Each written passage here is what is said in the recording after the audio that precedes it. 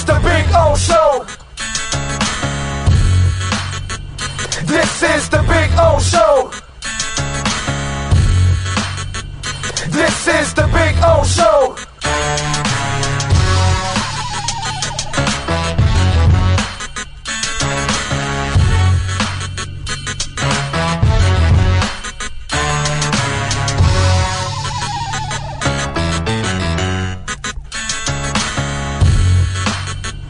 This is the Big O Show. This is the Big O Show.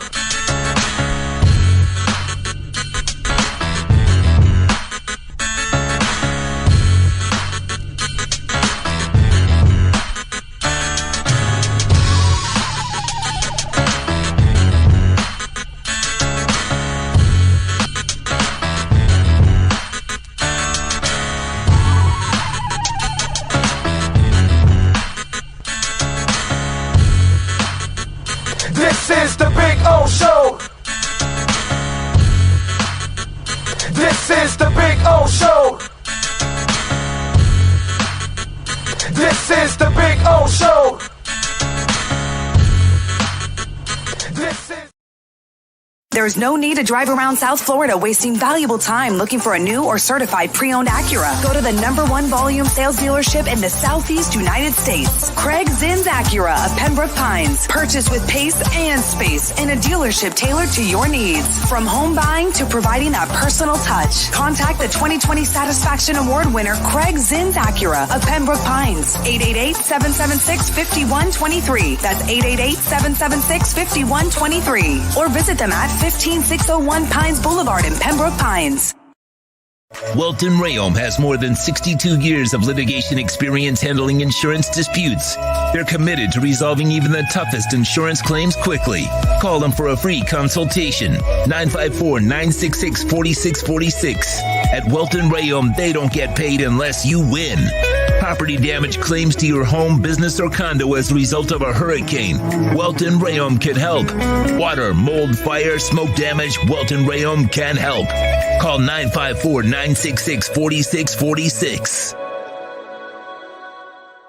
If you're a Miami sports fan, then there's only one store to go to, and that's Caneswear at Miami Fanwear in Davie. They're your one-stop shop for all your Inter Miami CF, Canes, Dolphins, Panthers, and Marlins merchandise. They have hats, t-shirts, game day jerseys, and so much more. Located at 2511 South University Drive in Davie, and open 24/7 online at caneswear.com or intermiamiwear.com. Call them at 954-835-5597. Caneswear, the spot where Inter Miami and all Miami sports fans shop.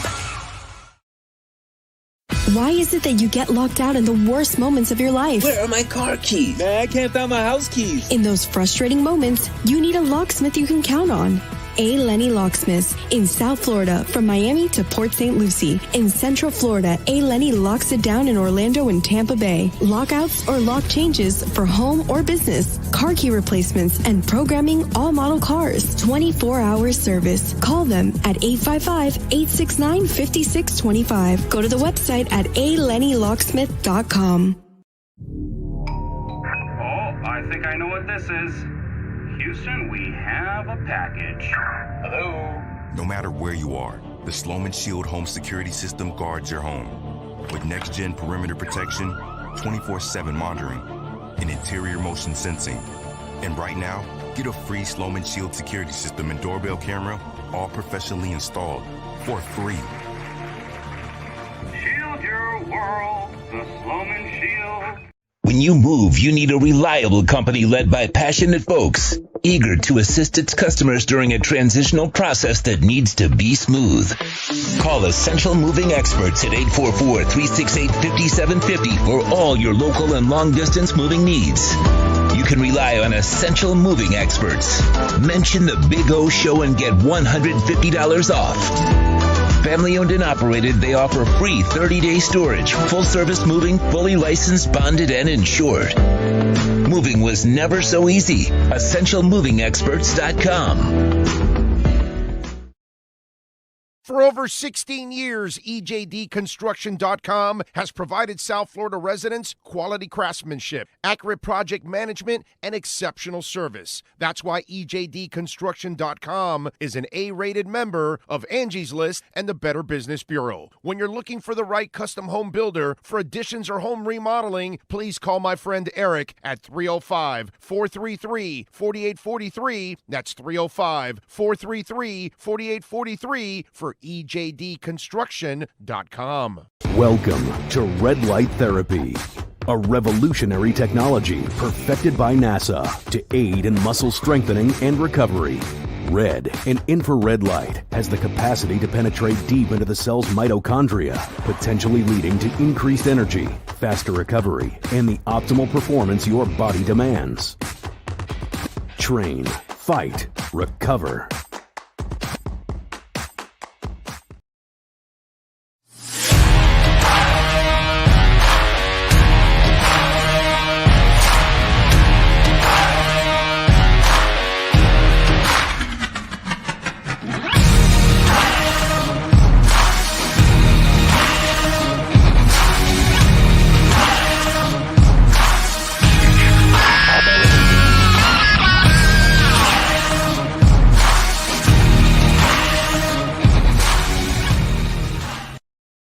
Statements or beliefs expressed on the following program by the host, guests, or callers are not necessarily the opinions of FantasyXS.com, Media Group Inc. ownership, management, sponsors, or website.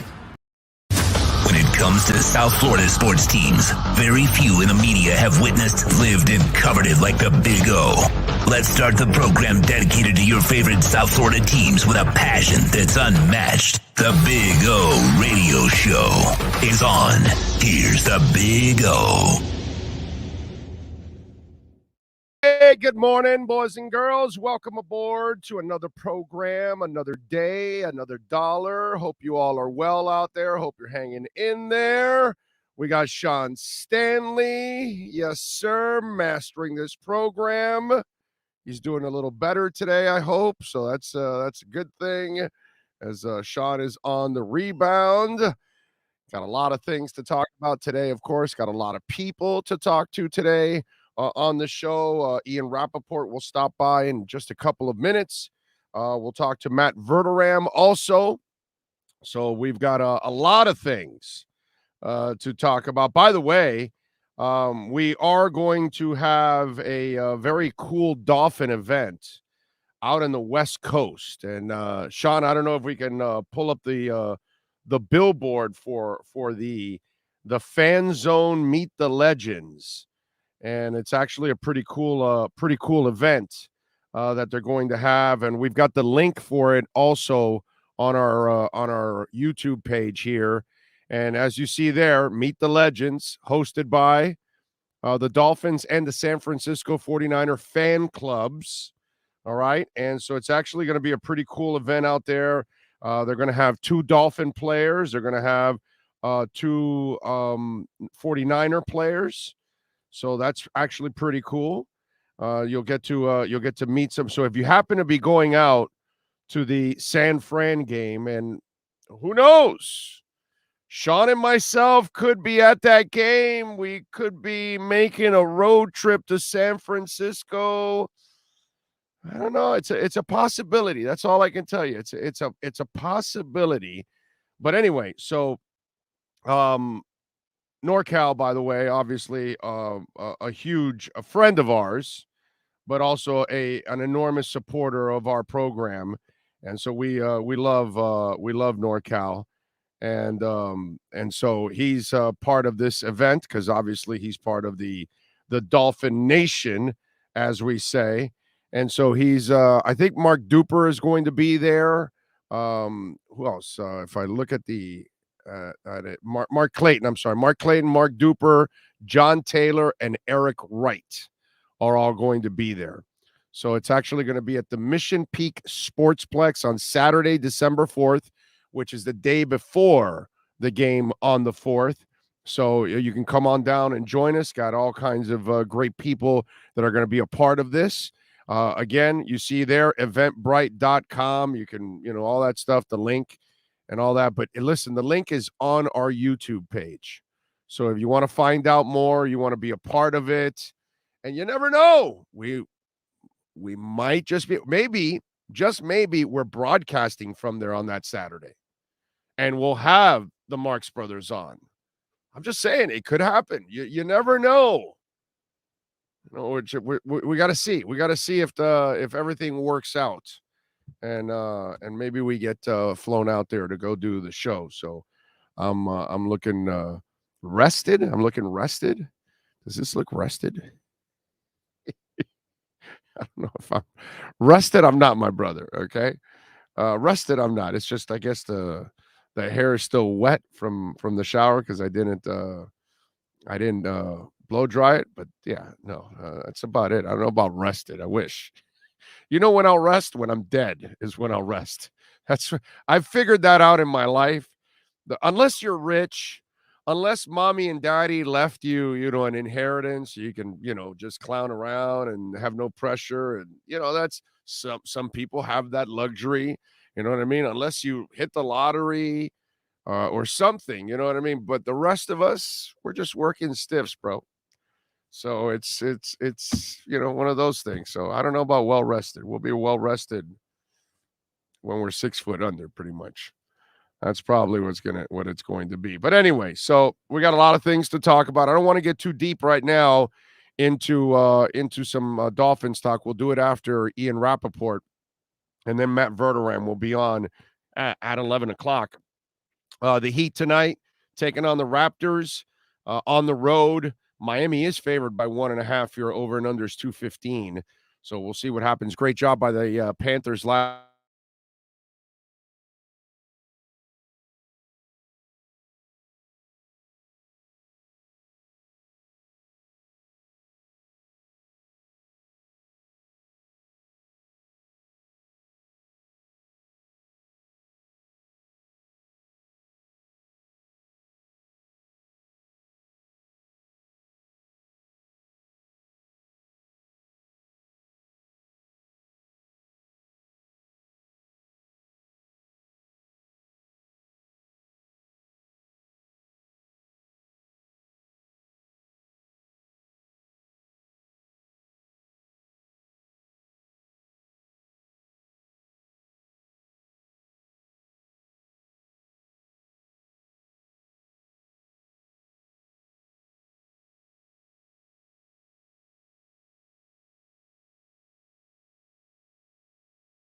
Welton Rayom has more than 62 years of litigation experience handling insurance disputes.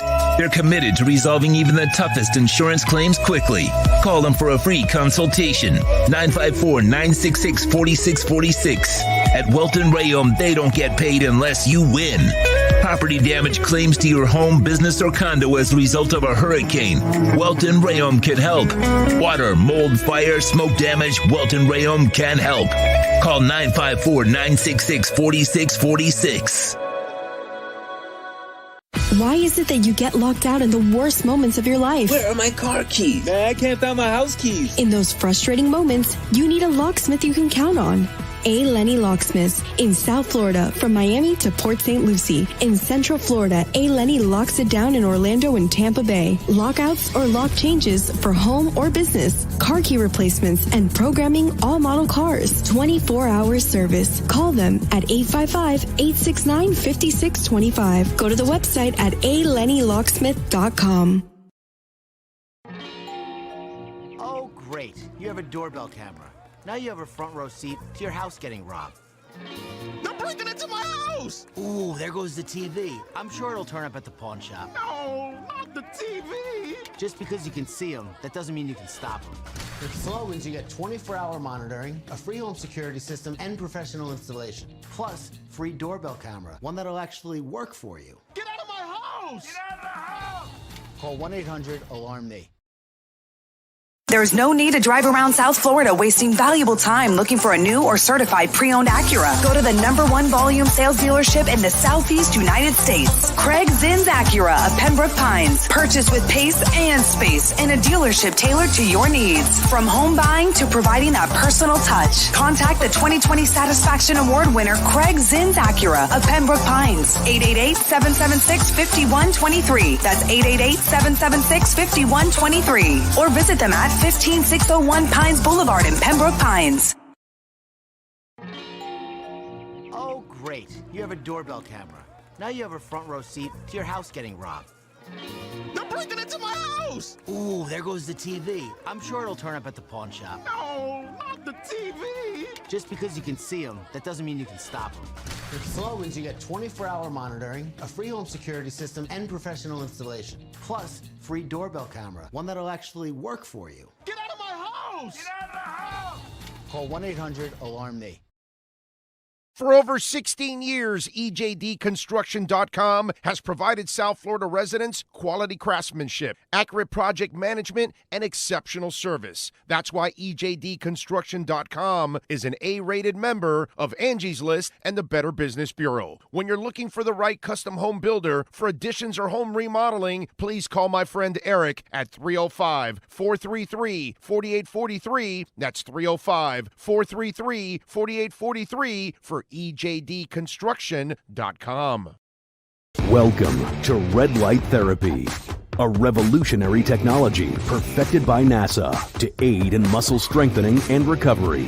Red and infrared light has the capacity to penetrate deep into the cell's mitochondria, potentially leading to increased energy, faster recovery, and the optimal performance your body demands. Train, fight, recover. If you're a Miami sports fan, then there's only one store to go to, and that's Caneswear at Miami Fanwear in Davie. They're your one-stop shop for all your inner Miami CF, Canes, Dolphins, Panthers, and Marlins merchandise. They have hats, t-shirts, game day jerseys, and so much more.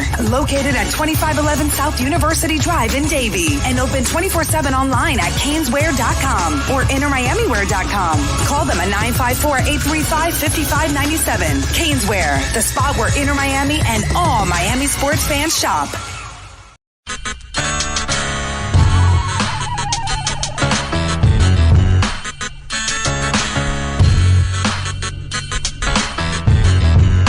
This is the Big O Show. This is the Big O Show. When it comes to South Florida sports teams, very few in the media have witnessed, lived, and covered it like the Big O. Let's start the program dedicated to your favorite South Florida teams with a passion that's unmatched. The Big O Radio Show is on. Here's the Big O. All right, let's try again. This time we've got the edge. Okay, that's what you need. You need the edge in life, and right now we've got the edge because we got the internet back. So we're good. So we're good. Thank you all for hanging in there as always. And what else do we have? All right, so we await Ian Rappaport. Told you a little bit about the Dolphin event coming up in December. We might just be there. You never know. Could surprise with a little West Coast trip. So looking forward to that. Would love to actually go out there and hang out with the fans and go check out the game and all that. Haven't been to San Francisco in a long time, man. Since I lived there, actually. Haven't been there in that long. So we await Ian Rappaport. We're going to have Matt Verderam at 11 a.m. So we'll get him at the top of the hour. Don't know what you got, but obviously Heat tonight taking on the Raptors at 7:30, and then the Panthers, terrific win against the Capitals yesterday, 5-2. They actually went 1-for-1 on the power play. Nice job by the Panthers. Starting to hit on that power play. 9-6-1. They've got Dallas on Thursday. So there you go. And then we'll have also a little Thursday night football game too with the Titans at the Packers. So we'll maybe talk a little bit about that later on. I got some other things that I definitely want to talk about on the show. So we've got all kinds of things to get to. I just want to make sure we get a rap sheet here before we we start talking. And let me make sure I sent him a message here.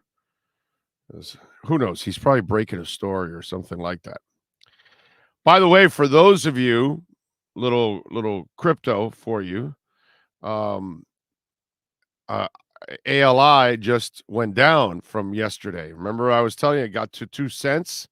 Now it's down to almost 1.2 cents. So it's gone down 0.8 of a cent. I told you, you don't buy when it's parabolic. You wait for it to come right back down. And so, it didn't get back to where it was at 0.5 cent, which now anybody that got it that time, you've had doubled your money. But it looks like it found a floor right around the 1.2 cent mark. So, see, that's why you kind of wait. And you should hang in there, too, just a little bit. It might dip even a little bit more because we had we have obviously still some FUD in the market. But, Bitcoin is still kind of teetering right under 17,000 at 16.7. It's held pretty damn strong, dude. Pretty damn strong, I got to tell you. It's funny. I heard somebody say that, well, it's not money. And it's like, yeah, it is money. I love how people just don't know what the hell they're talking about when it comes to this. So Ian Rappaport's going to join us in about 4 or 5 minutes. So we'll have a little fun with him. Let me see if you got any questions here on the chat board so I can get into it. Steve Chapman, number 1 in the house. Jamie Zorrilla out in San Jose. What a great time to be a Dolphins fan. Damn right. Brian Walters. Hi, everyone. I'm having a great birthday so far. Turned 46 for dinner tonight. Going to a 5-star steakhouse in Orlando that has been in Orlando since 1947. Which one is that one? I've been to, what's the name of that one? But it's kind of a chain, and it's there. But it's a really good chain because I've eaten in Vegas and in Houston. It's a good steakhouse. It's like on a corner street, and it's not like a, oh man, what's the name of that place? But anyway, Brian, first of all, happy birthday to you, bro. Happy 46, man. Good for you. I've got 10 on you at 56. I'd love to be turning 46 instead of 56. But awesome, man. Good job. Damn, what's the name of that place that I've gone to in Orlando? It's a pretty good steakhouse. Damn it. Somebody, I bet, let me go to the beginning of it. Okay. Somebody will get it on the chat board. I know it. But I'm forgetting now the damn name of that place. But Brian, enjoy your birthday, my brother. And nothing like a nice steak for the birthday. Omar Lopez, Too Extreme, GP Trap, Isaiah, Nizzle, Steven Gonzalez is in. Let's see. Anthony Campos saw an NFL throwback, the Bears and the Dolphins, like condensed 25 minutes. What a great game since it's Thanksgiving. Should I watch the Cowboys versus Dolphins 93? Never saw it. I knew it snowed that day. Yeah, you should watch all of those. If you've never watched any of those and didn't live it, of course you should watch it and check it out. Checking in from Atlanta, says Lewis Bryant. Bragging about my Fins every day. Falcons fans hating on Tua and the Fins. Suck it, dirty parakeets. Richard Leonard is in. Nico Jones is in. Carlos Sagaro. Gus 1388. Kyle Cockrell. Gotti 4453. Chris Like says, wake the hell up and smash the like button. That's right. Jay Gelfin. Jay, I should be getting my those lozenges that I ordered. You sent me the link. I ordered it yesterday. Supposedly it's coming today because Amazon, man, sometimes you'll get that stuff right away. What else? William Youngblood, Lester Madriz. Poupart threw you under the bus when he got exposed by Dolphins receiver. That was funny, by the way. That was funny. I feel bad for Poupart. I love Poupart. He's way off on this Bridgewater thing. Okay? Way off on it, all right? But if for those of you that haven't seen the Poupart Dolphin Receipts is the name of the account, and they went and did a spoof off of the interview from me and Poop. And so here you go. Teddy Bridgewater in his dreams couldn't be half the quarterback that Tua is. He can't deliver like Tua does and read and react like Tua does. And so that you must admit you were wrong when you said they weren't going to miss much with Teddy. And I will say again, there would not be a major drop-off in the production of the offense.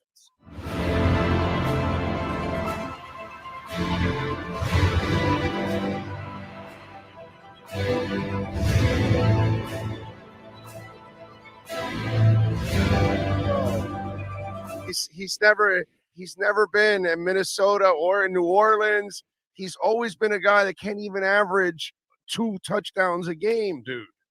No matter where he's been. For this year, dude. We're gonna agree to disagree on this. You want to put Tua? You want to give him the MVP? Go for it. I am just telling you. You're a fucking idiot. This needs to stop now. To me, it's more about the offense and the wide receivers and the scheme than it is about the quarterback.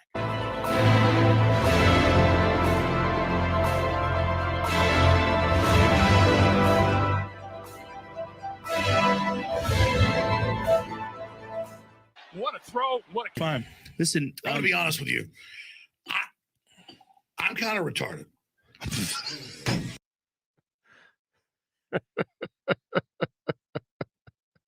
You guys are brutal out there, man. I got to tell you, it's funny. I feel bad for my guy Poop because, obviously that's just wrong on every level. But, that was funny, I will say. And, hey, listen, I'm going to end up on one of those plenty of times because that's kind of the way it goes, right? You talk enough, you're going to say stuff that, you're probably going to end up regretting. That's what sports radio is all about. But, boy, you guys, the Tua Nation is on fire right now. There's no doubt about that. All right, let's get to it. Let's take a look around the NFL with Ian Rappaport and our RedRecover.com look around the NFL. Football fans, it's time to take a look around the NFL. It's the RedRecover.com look around the NFL with Ian Rappaport. RedRecover.com helps pros and everyday warriors heal on the go with our medical-grade, highly specialized devices designed for each area of the body. Go to RedRecover.com to learn more about red light with videos, blog posts, and over 40 years of medical research to treat pain, inflammation, and overall well-being. Now, let's find out the latest in the NFL with one of the best reporters in the business, Ian Rappaport.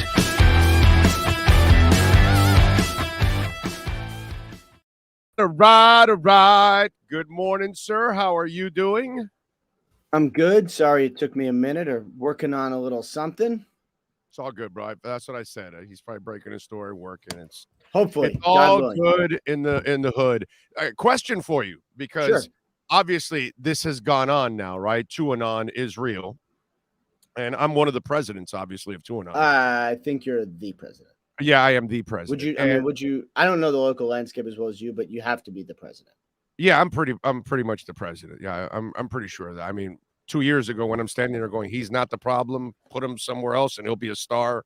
I was convinced that he was fine. It was just a mess that was around him. Dude, I'm old enough, bro.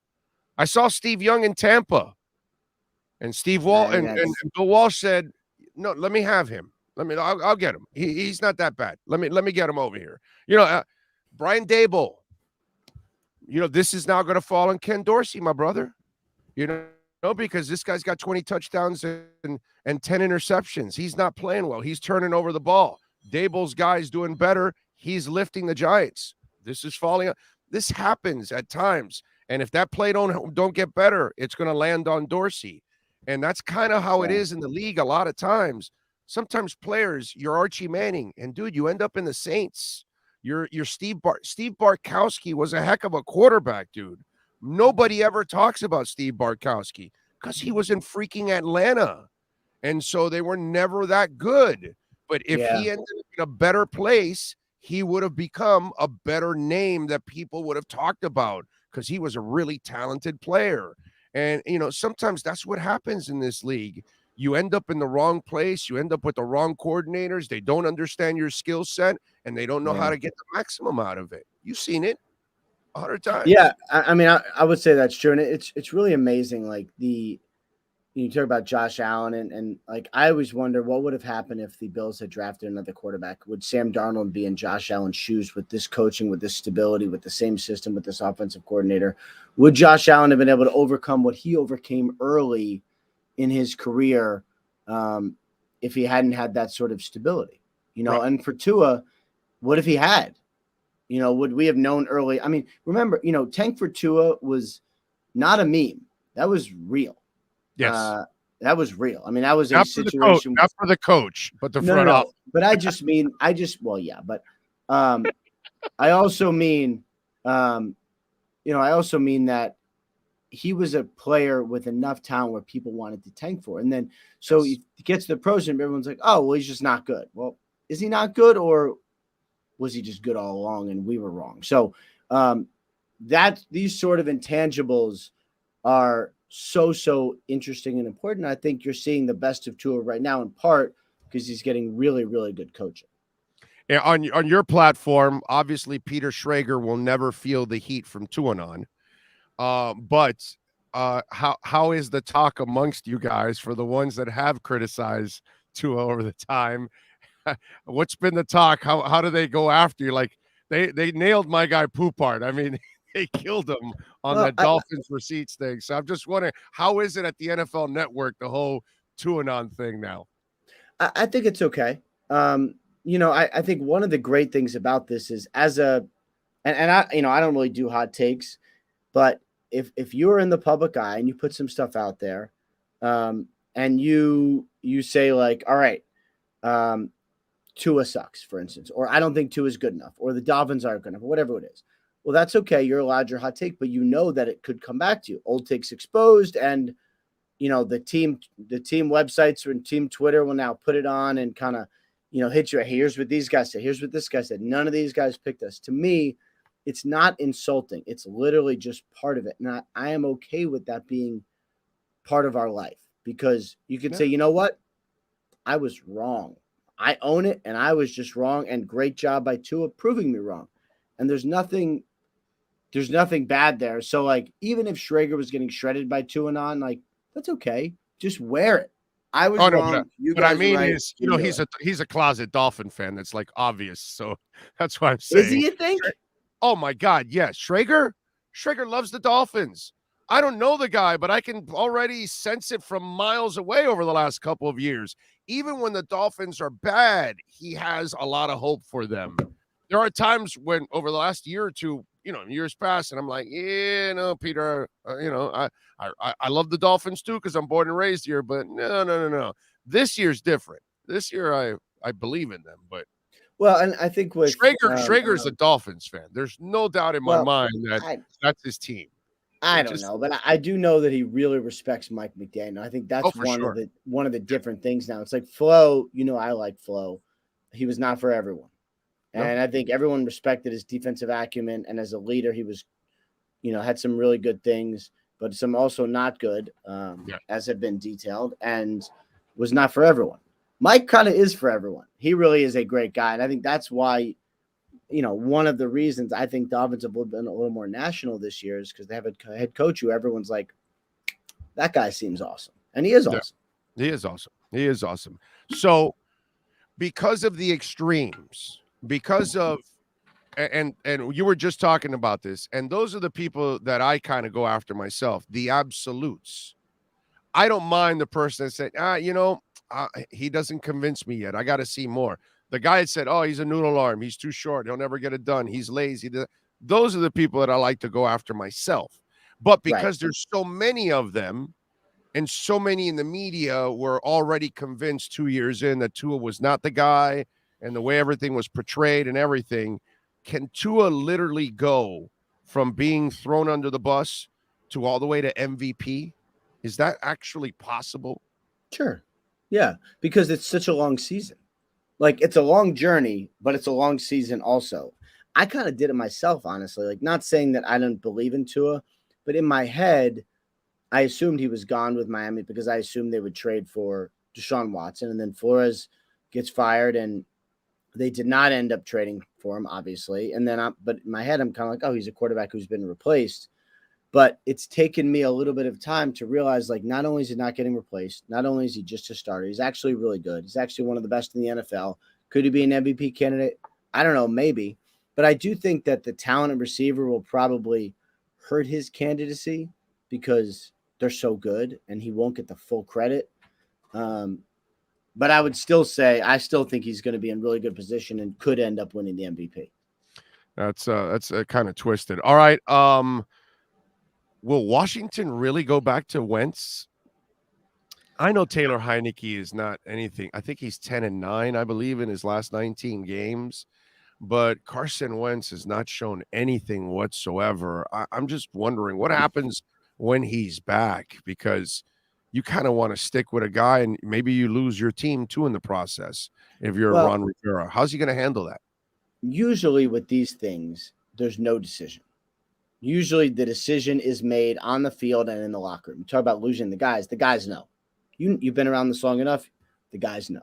They know who the starting quarterback is. You don't have to tell them. They are rallying around Taylor Heineke. I would expect him to be the quarterback going forward. But there is no reason to say it now because you don't have to activate Wentz. He might not be. I'm not actually sure he's healthy. So what if, God forbid, Taylor Heineke gets injured next week and Wentz has to come in? You don't want him coming in with everyone knowing, that he had already been sort of replaced. So I think there's no reason to say anything till you have to, but I would be surprised beyond belief if Carson Wentz went back there as a starter. Heineke's not perfect. No. But he might be what this team needs. Yeah, he's just a gritty little guy. You know what I mean? It reminds me a lot of the quarterbacks we've had here for 20 years, post-Marino. You know what I mean? Until this one dude now that can actually really, deliver dime after dime after dime after dime. Which, by the way, you watched some of those throws this weekend. Holy shit, man! Yeah, those were out of this world. Yeah. Has the Rams window closed? Because they gave up a lot of picks. They spent a lot of money in free agency. It worked out. They got their title. But as you know, in the NFL, windows open and windows close.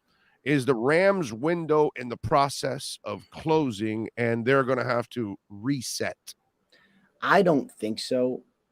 They might not make the playoffs this year. That is possible. But the way they do things, being able to take future picks, just throw them at everything and fill big holes, whether it's quarterback or pass rush or corner or whatever, I don't think they have a window because they're willing to go outside their window and go, you know what? We're just going to make a big play for Brian Burns, or this year maybe it's a quarterback this year, or maybe it's Stafford again, or I don't think they have a window. I think because of how they are constructed, it's just every year is a new year, and you hope to be competitive. We'll see what happens to them. I'm not so sure I would write them off yet.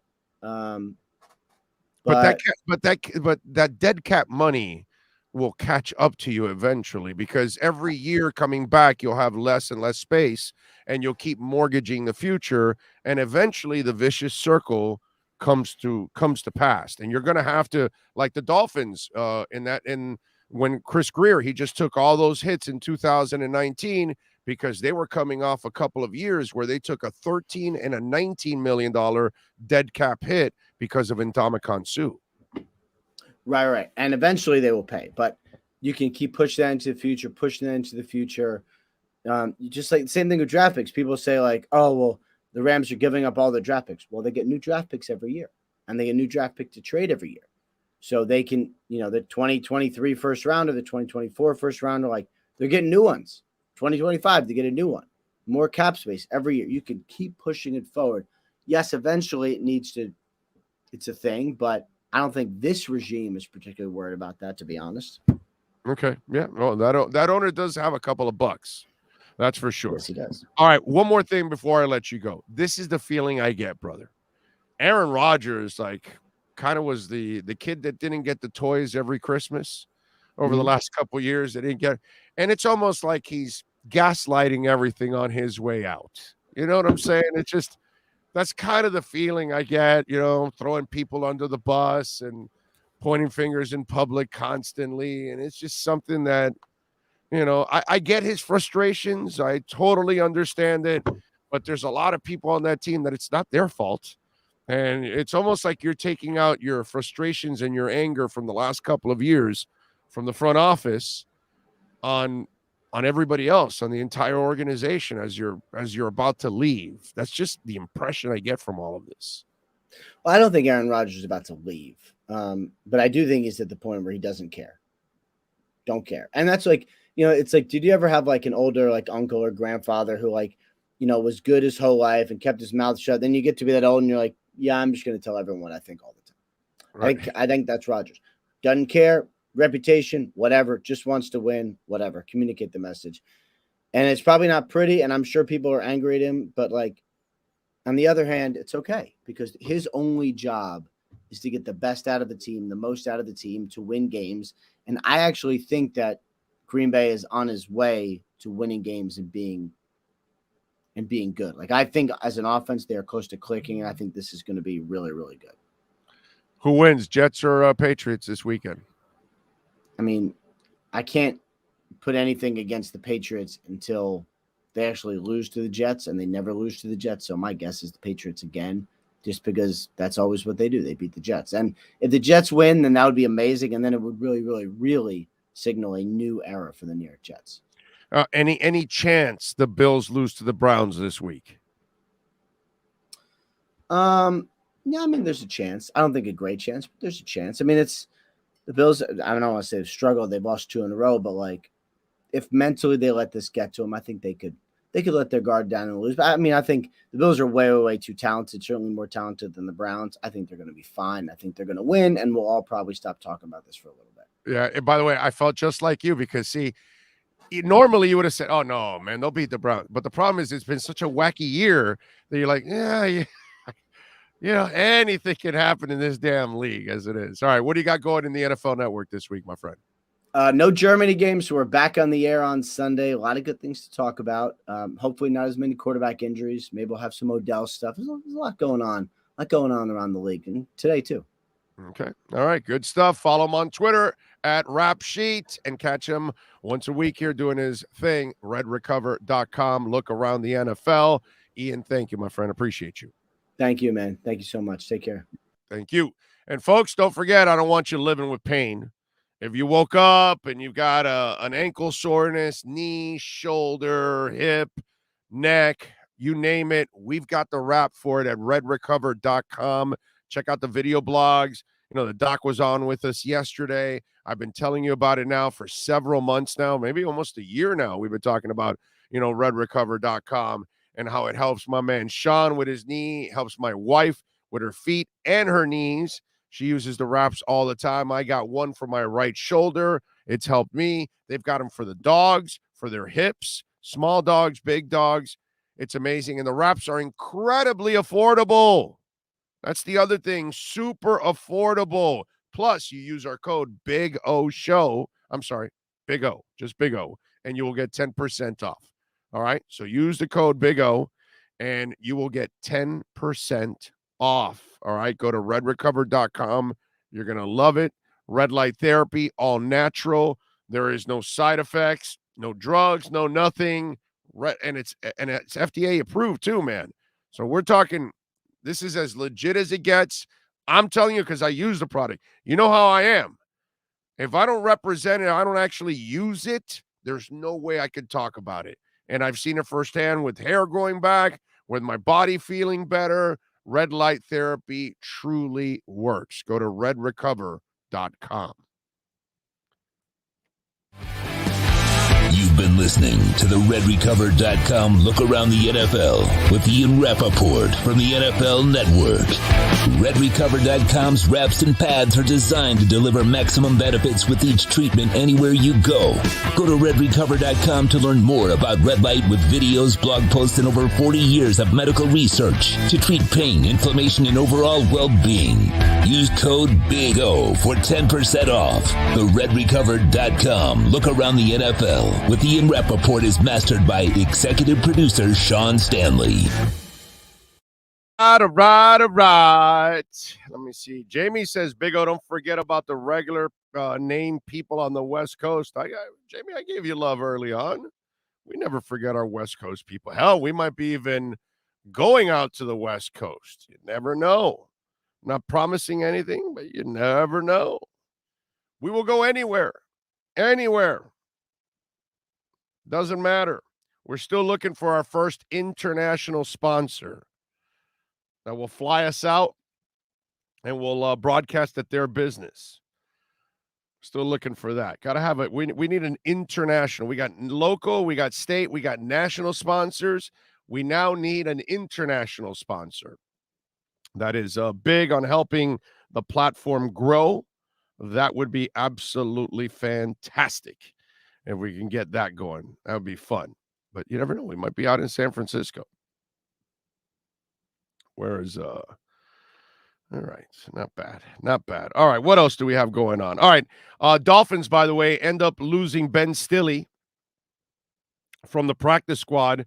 The damn Browns signed him. I like him, man. I thought he was a nice little backup lineman, had some talent. What I loved is the engine.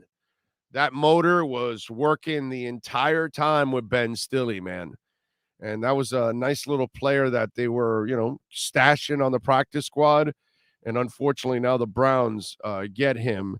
So that's depth there for Miami. That's somebody that they lose now. You wonder, does that open it up for a kicker? Or do they find another end, since obviously the Agba injury? So bad news there on losing Stille, because you never know. Listen, the Miami Dolphins, when I talk about Ben Stille now, the Miami Dolphins have turned into the Miami Heat, right? Do we not watch Summer League now? Hell, we went to cover Summer League on this platform. We're the only one locally that really went to go cover the Summer League, right? So we're there, right? And we're watching like 3 different players. The Orlando Robinson kid.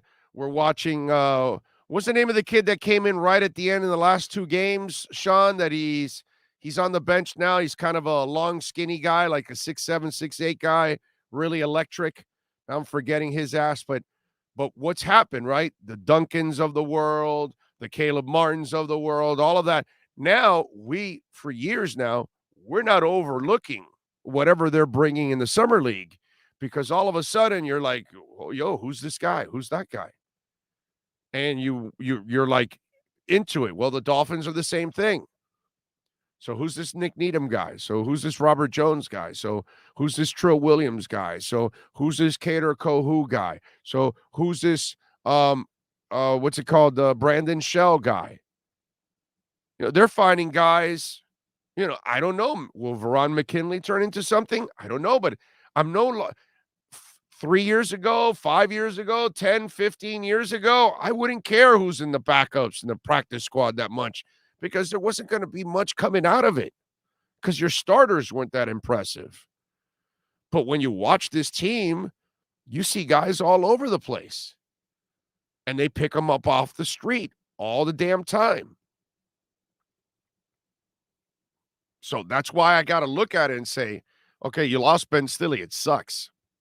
Most people would say, oh, who cares about a practice squad player? Well, my nose is itchy. And I'll say, well, I care, because I don't know if that's the next, Kader Kohou as a big-ass defensive lineman in Ben Stille. Just maybe a guy that was raw and learning and getting better as a player. So to me, now that's also changed with the Miami Dolphins. It's like I kind of took it for granted because I could in the past, but now I really focus in on that. And the sad part is I'll go look and see what Ben Stille will do over the next couple of weeks for the Browns, just to see if he actually produces, and then I'm pissed. Like, damn, dude, Dolphins lost a guy that could help them, with some depth. But it also gives you it makes you feel good too that your organization continues to win with all these injuries. They continue to find people off the street or make a trade or two. And in the process, they're so good, even with all the injuries, people are still willing to steal stuff off their practice squad. That says a lot about the Dolphin front office now.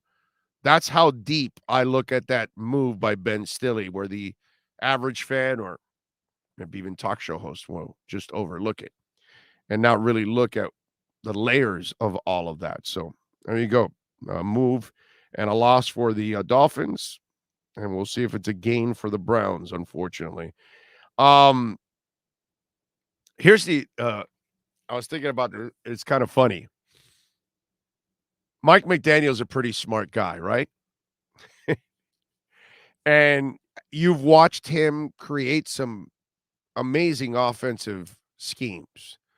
And the way he calls plays, and people are gushing all over it, and that video is going around from this guy's show. What's his name? The former punter. What's his name? He does a really good job. Ah, damn it. Anyways, I'm brain farting, but you guys, who is it? That's it, Pat McAfee.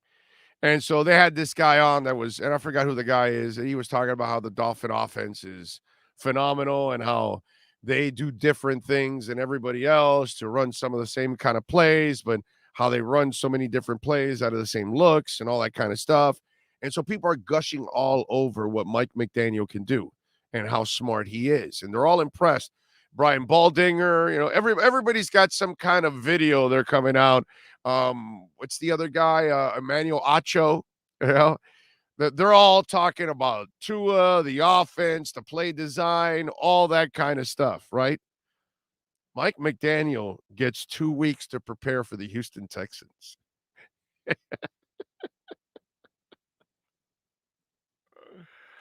I feel bad for the Houston Texans, dude. Okay? I feel really bad for the Houston Texans. All right? Really, really bad for the Houston Texans. The fact that they've got to deal with Mike McDaniel's offense with 2 weeks of preparation. That's hilarious.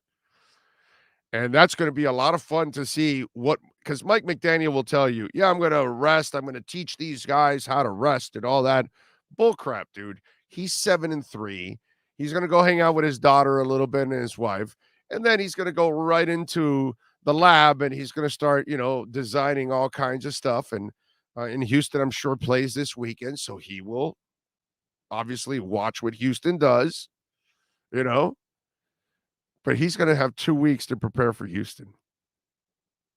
That's going to be a lot of fun to see what the hell he comes up with. And Houston is terrible at stopping the run. I think they could be the worst team in the league or one of the worst teams in the league at stopping the run. And Miami seems to have found a running game. And if you watch that 10-minute video of Tua from the Miami Dolphins, if you have not seen that, that is must-see video for 10 minutes. And I got a lot of things to talk about with that video. But specifically, he multiple times tells the run line, great job. Let's run. He's encouraging them, obviously, because that makes your offense so much better.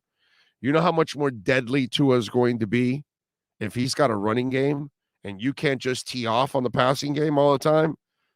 That's awesome. That's why listen, I was just talking about this with Ian Rappaport. Sometimes players don't fit in places. One, maybe because you have a coach sabotaging you like Flo did to Tua, or two, like Chase Edmonds was here and he just didn't fit the scheme. It's not that he's a bad player. He just didn't fit the scheme. And so you ship him off, you bring in Wilson, boom. That's it. So let's talk a little bit about Tua getting mic'd up, right? And I'm going to play a soundbite from it. And, early on in the whole mic'd up process, this is all the different little things that a leader does, you see for 10 minutes. from the beginning of the process where he tells everybody, hey, I'm mic'd up. I'm mic'd up. In other words, guys, I'm mic'd up. Keep it PG. Don't be your normal selves because I'm mic'd up, right? So that's the smart move, right? As a leader of the team, you want to watch out for your guys. You're the quarterback. So you see him do that. Another time when Jeff Wilson Jr. and they do the fake snap, right? And Jeff Wilson can't get the first down on the short yardage run. And guys are all over. Remember, I talked about this in the postgame show, how he's pushing guys around to get to Jeff Wilson and help him up, right? And then as they're running off the field, he's telling Jeff Wilson, it's not on you. It's not on you. It's not on you. You know, that's a leader, man. That's a leader. And throughout the whole thing, there's all kinds of little moments where you see the confidence in him. You see him obviously picking up his teammates. And then here's an exchange with Teddy Bridgewater on the sidelines. Okay. And it's kind of an interesting one. Let me see if I can, let me see here. Let me make sure I pull up the right one. Here we go. So here's Tua and Teddy on the sidelines. Hey, boss, I always stutter every time I give a speech. I don't know how to give a speech. You like Bobby Boucher. Mama said. I don't know how to give a speech. Yes. But you know what? Hey, all you gotta do is I tried. Hey, all you gotta do is do. That's it. You deliver out here. Now, ready to run through a brick wall for you. Now, couple things there in that exchange. One, Teddy goes to him, you deliver out here, they'll run through walls for you. Right? He's delivering, they're running through walls. You're 7-3, 7-0 when Tua plays. Now, what did he say at the beginning of that comment? He said, I don't know how to give speeches. Which, by the way, hey, Sean, how are you with speeches? Is that your thing, Sean? Because some tells me that's not your thing. Right?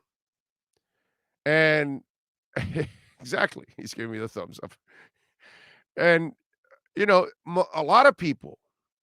So remember what happened with the captain stuff with under Flo, right? The idiots were like, oh, you see, he doesn't want to be a captain. He's afraid. No, he's not afraid.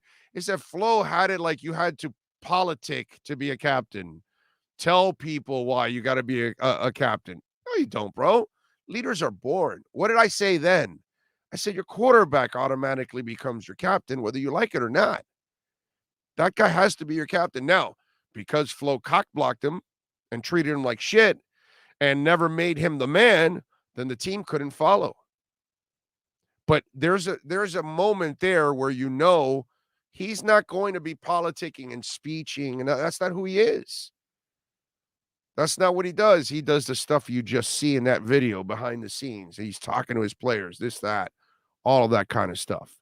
And let me explain something to you all out there that, again, narratives being crushed. Oh, Tua's got to learn how to be a leader. Bullshit. Tua was always a leader. He was a leader in Alabama. Anybody that tells you that everything he did in those 10 minutes, he just started doing now because he's learning how to do it, that's a lie. That's a lie, because you can watch it, that's a guy that's how he acts normally, but that's how he was acting in Alabama. But for 2 years where you got a guy that didn't want you, doesn't believe in you, is doing everything to start anybody over you, including Jabroni Brissett. You can't blame Tua for any of this, and I kept saying this for 2 years. And for anybody that tells you, oh, well, he doesn't know how to lead, bullshit, dude. He knows how to lead. He knows how to get along with people. He knows how to reach people. He's fantastic at that. You know what he doesn't want is us. He doesn't need the public and the media inside his circle. It's like Dan. Marino was like that too. The people that felt Marino were the people that were in that locker room, not you and me, not the fans, not the media members. So if you want us to get into your inner circle and you're not happy that Tua doesn't let you in, well, that's your problem, dude. He doesn't have to let you in. You're here to cover him, like me, as a media member. If he doesn't want to let me in his circle, I don't care. That's fine, dude. I can respect that, but I can compartmentalize it and appreciate who he is. And just because he doesn't want to give me an interview, or not that I've asked or anything, or get in his inner circle, or try to get inside information from him, or try to be buddy like people try to do with players in the locker room, that's not what he's going to do. It's not who he is. That's just the way it is. But because of that, he doesn't have leadership skills. How the hell would you know? Because I know for a fact that behind the scenes in Alabama, he was fantastic with his teammates. You saw him taking pictures with all the Alabama players after, right? You saw him obviously at the beginning of the game. You'll see that funky handshake that he has going on with Waddle. That you see after Trent Sherfield scores a touchdown, they both do this stuff. He's having fun. He's got confidence, but that's allowed because Mike allowed it. What did I just talk about with Ian Rappaport right now? Ron Rivera is not going to give the job back to Wentz, is he? It's not that Taylor Heinicke's better. It's just that at least he gives you a chance to win, and he doesn't do the stupid things that Wentz does. And right now, the team is playing better with him. So why would you take him out? And why would you ruin the chemistry of the team? Because obviously, Heinicke looks like he connects better with guys than Wentz. It's a fragile situation, but the second that Ron Rivera backs Heinicke, the entire team's backing Heinicke. But if he doesn't, then the rest of the team has to follow their leader, bro. That's the problem with all of this. And that was the problem with Tua for 2 years. He didn't learn. Anybody that tells you, oh, no, that wasn't there last year. Of course it wasn't there last year. It wasn't his team because the coach didn't allow it to be his team. Mike McDaniel, from the second he took over, he told them, this is your team. You're my quarterback. Boom. That's it. Problem is, the naysayers have a problem with being wrong about this. They were wrong that Mike McDaniel sold out to him right away. They were wrong that they couldn't find a good coach because who would want to work with Tua? Remember that stupid ass line? They were wrong because they think he doesn't have any leadership when he was a quarterback at Alabama, dude. And he connected with his players and joked around and had his ukulele in the locker room playing music with them. There are videos on that. Give me a break. It's littered all over the place with stuff from that game. I'll give you another one here. And let's see here.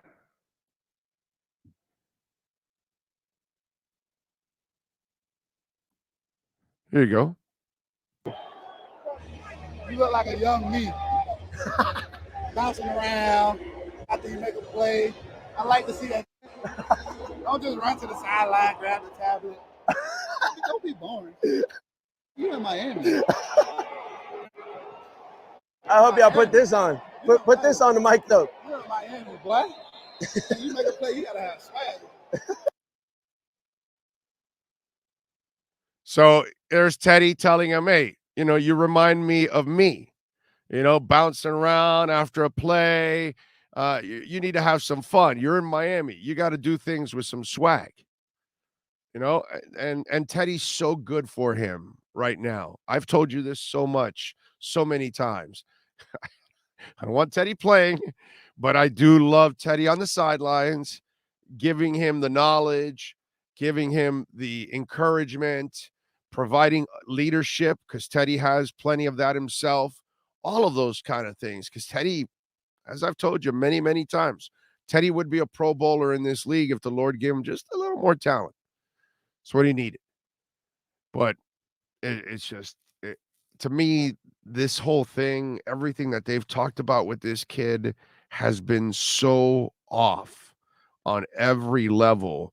And I blame Brian Flores more than anybody else. This guy oozes of leadership, oozes of being a winner. Everything that you see there. And by the way, you saw at the end, he has an exchange with Myles Garrett, how he tells him how he got rid of the ball quickly because he was like, I didn't want to end up in your graveyard, because Myles Garrett has that graveyard in his house where he has all the tombstones of all the quarterbacks that he has sacked. So that's kind of known. So Tua knew that he didn't want to be a part of Myles Garrett graveyard. And then did you see the Clowney moment? So Clowney was, I think it was talking with Armstead or somebody, and then Tua came by. He goes, and I've had enough of you too, and they were joking around. They gave each other a hug, and then whatever. So that is, that's nice to see, that kind of exchange, that kind of respect. Okay, because that's important too, because that's what Tua is also earning around the league. Those coming back from that concussion in Buffalo, if there was one or not or whatever, that's respect. Coming back from the second one in their gladiator world and coming back and kicking ass, that's respect. And that's what Myles Garrett and Jadeveon Clowney have for him, is respect, because he went out there on an even level playing field and kicked their ass. And then the game's over, and as professionals, you take your lumps and you congratulate the opponent. And, you do it with respect. And that's what you saw on the field with Tua. Tua has respect for the game, respect for his coaches. That exchange with him and Coach McDaniel on the sidelines, that is, just golden. Where the coach is telling him you're playing at a high level, and he's calling him Mystic Mike and Beast and all that stuff. All that. That's a glorious 10 minutes to watch Tua Tagovailoa in action. And for me personally, since I had to take the bullets for 2 years and I had to take all the ridicule from a lot of people, it's fun to see him be himself. I thought that was really, really cool. All right, we got 1 hour down. We got a couple more to go. Let's get ready. Short break here. When we come back, the man, the myth, the legend, that is Matt Verderame, baby. He's going to join us next. We'll go around the NFL. We'll step into the huddle with Matt Verderame from Fansided next. Welton Rayom has more than 62 years of litigation experience handling insurance disputes. They're committed to resolving even the toughest insurance claims quickly. Call them for a free consultation. 954-966-4646. At Welton Rayom, they don't get paid unless you win. Property damage claims to your home, business, or condo as a result of a hurricane. Welton Rayom can help. Water, mold, fire, smoke damage, Welton Rayom can help. Call 954-966-4646. I think I know what this is. Houston, we have a package. Hello? No matter where you are, the Sloman Shield home security system guards your home. With next-gen perimeter protection, 24/7 monitoring, and interior motion sensing. And right now, get a free Sloman Shield security system and doorbell camera, all professionally installed, for free. Shield your world, the Sloman Shield. Welcome to Red Light Therapy, a revolutionary technology perfected by NASA to aid in muscle strengthening and recovery. Red and infrared light has the capacity to penetrate deep into the cell's mitochondria, potentially leading to increased energy, faster recovery, and the optimal performance your body demands. Train, fight, recover. The viewpoint, statements, or beliefs expressed on the following program by the host, guests, or callers are not necessarily the opinions of FantasyAccess.com, Media Group Inc. ownership, management, sponsors, or website. Let's huddle up with Fanside National NFL reporter Matt Verderam. The Huddle is brought to you by RedRecover.com.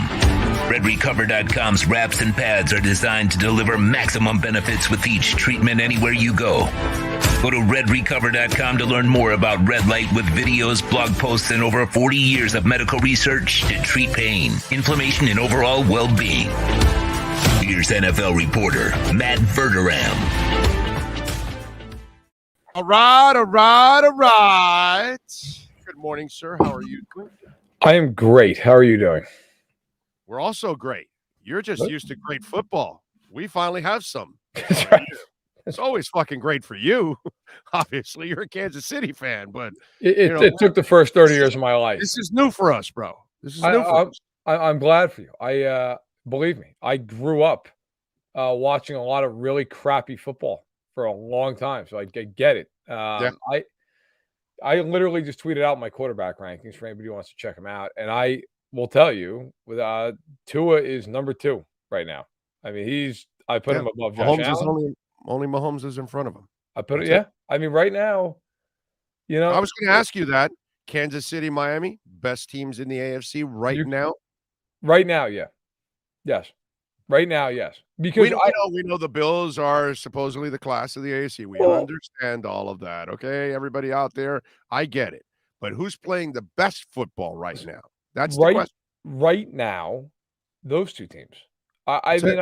Look, Buffalo's got a real problem. Like Buffalo, and I'm writing about this actually right now. I'm going to put it up tomorrow. And I wrote about it in my column on Monday. I got some for you. Yeah. 3 touchdowns, 6 interceptions in the last 10 games. Completion percentage of 57.4 in the last 3 games. He's got 9 sacks in the last 3 games. The Bills have got some issues. They do.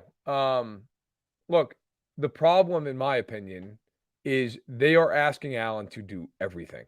Like, it has gotten to a point now where I charted, and like I said, this is going to go up tomorrow, but I went back and looked at every quarterback in their Super Bowl winning year, all the way back to Bart Starr Super Bowl 1.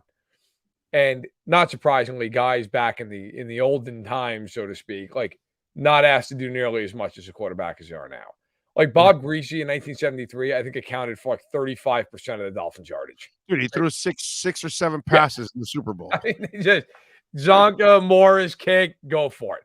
And the line was monstrous. Right. So I just hand off. But they had more respect for the running game in those days. Of course. It was like a priority that you had to have a running game in those days. Yes. And if you're the Dolphins back then, you played defense, you ran the ball, and you didn't turn it over, and you won.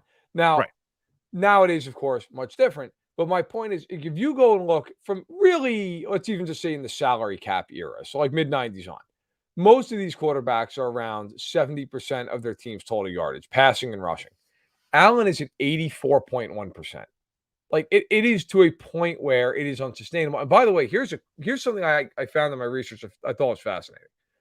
So 8 teams, to my research in NFL history, or at least since the merger, the AFL NFL merger, have made the playoffs with their quarterback being their leading rusher. Only 8. Ironically, 5 times the Eagles have done it. Cunningham, McNabb, and Hurts. Of those 8 teams, none of them have gotten to a conference title game. And Allen is the leading rusher in Buffalo right now. Like, big problem. There's a reason why. Big problem. I never believe in the Lamars, in the Michael Vicks, in the Justin Fields of the world. Even Ryan Tannehill is not.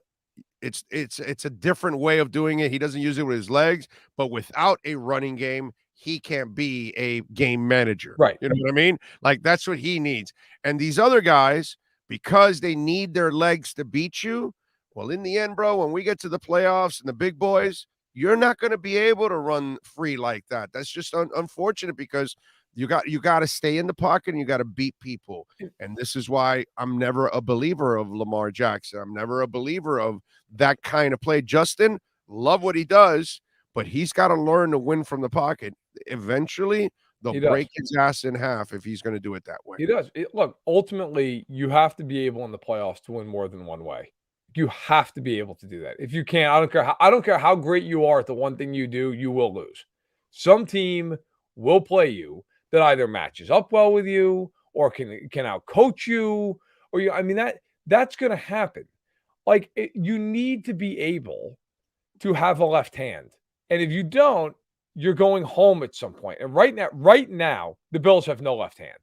Allen's got to do everything, whether it's throwing the ball, these pre-designed run plays, and I think he has turned the ball over 7 times in the last 10 quarters. The reason I believe is because he is forced to do everything. They ask him to do absolutely everything. And if that does not change, Miami can win the division. By the way, he's not accurate enough to make him do that. Actually, if you want to win with Josh Allen, you get a hard, strong running game where the running game is the base. Sure, he gets some yards for you when you need it, and you keep him under the 30 mark of throwing.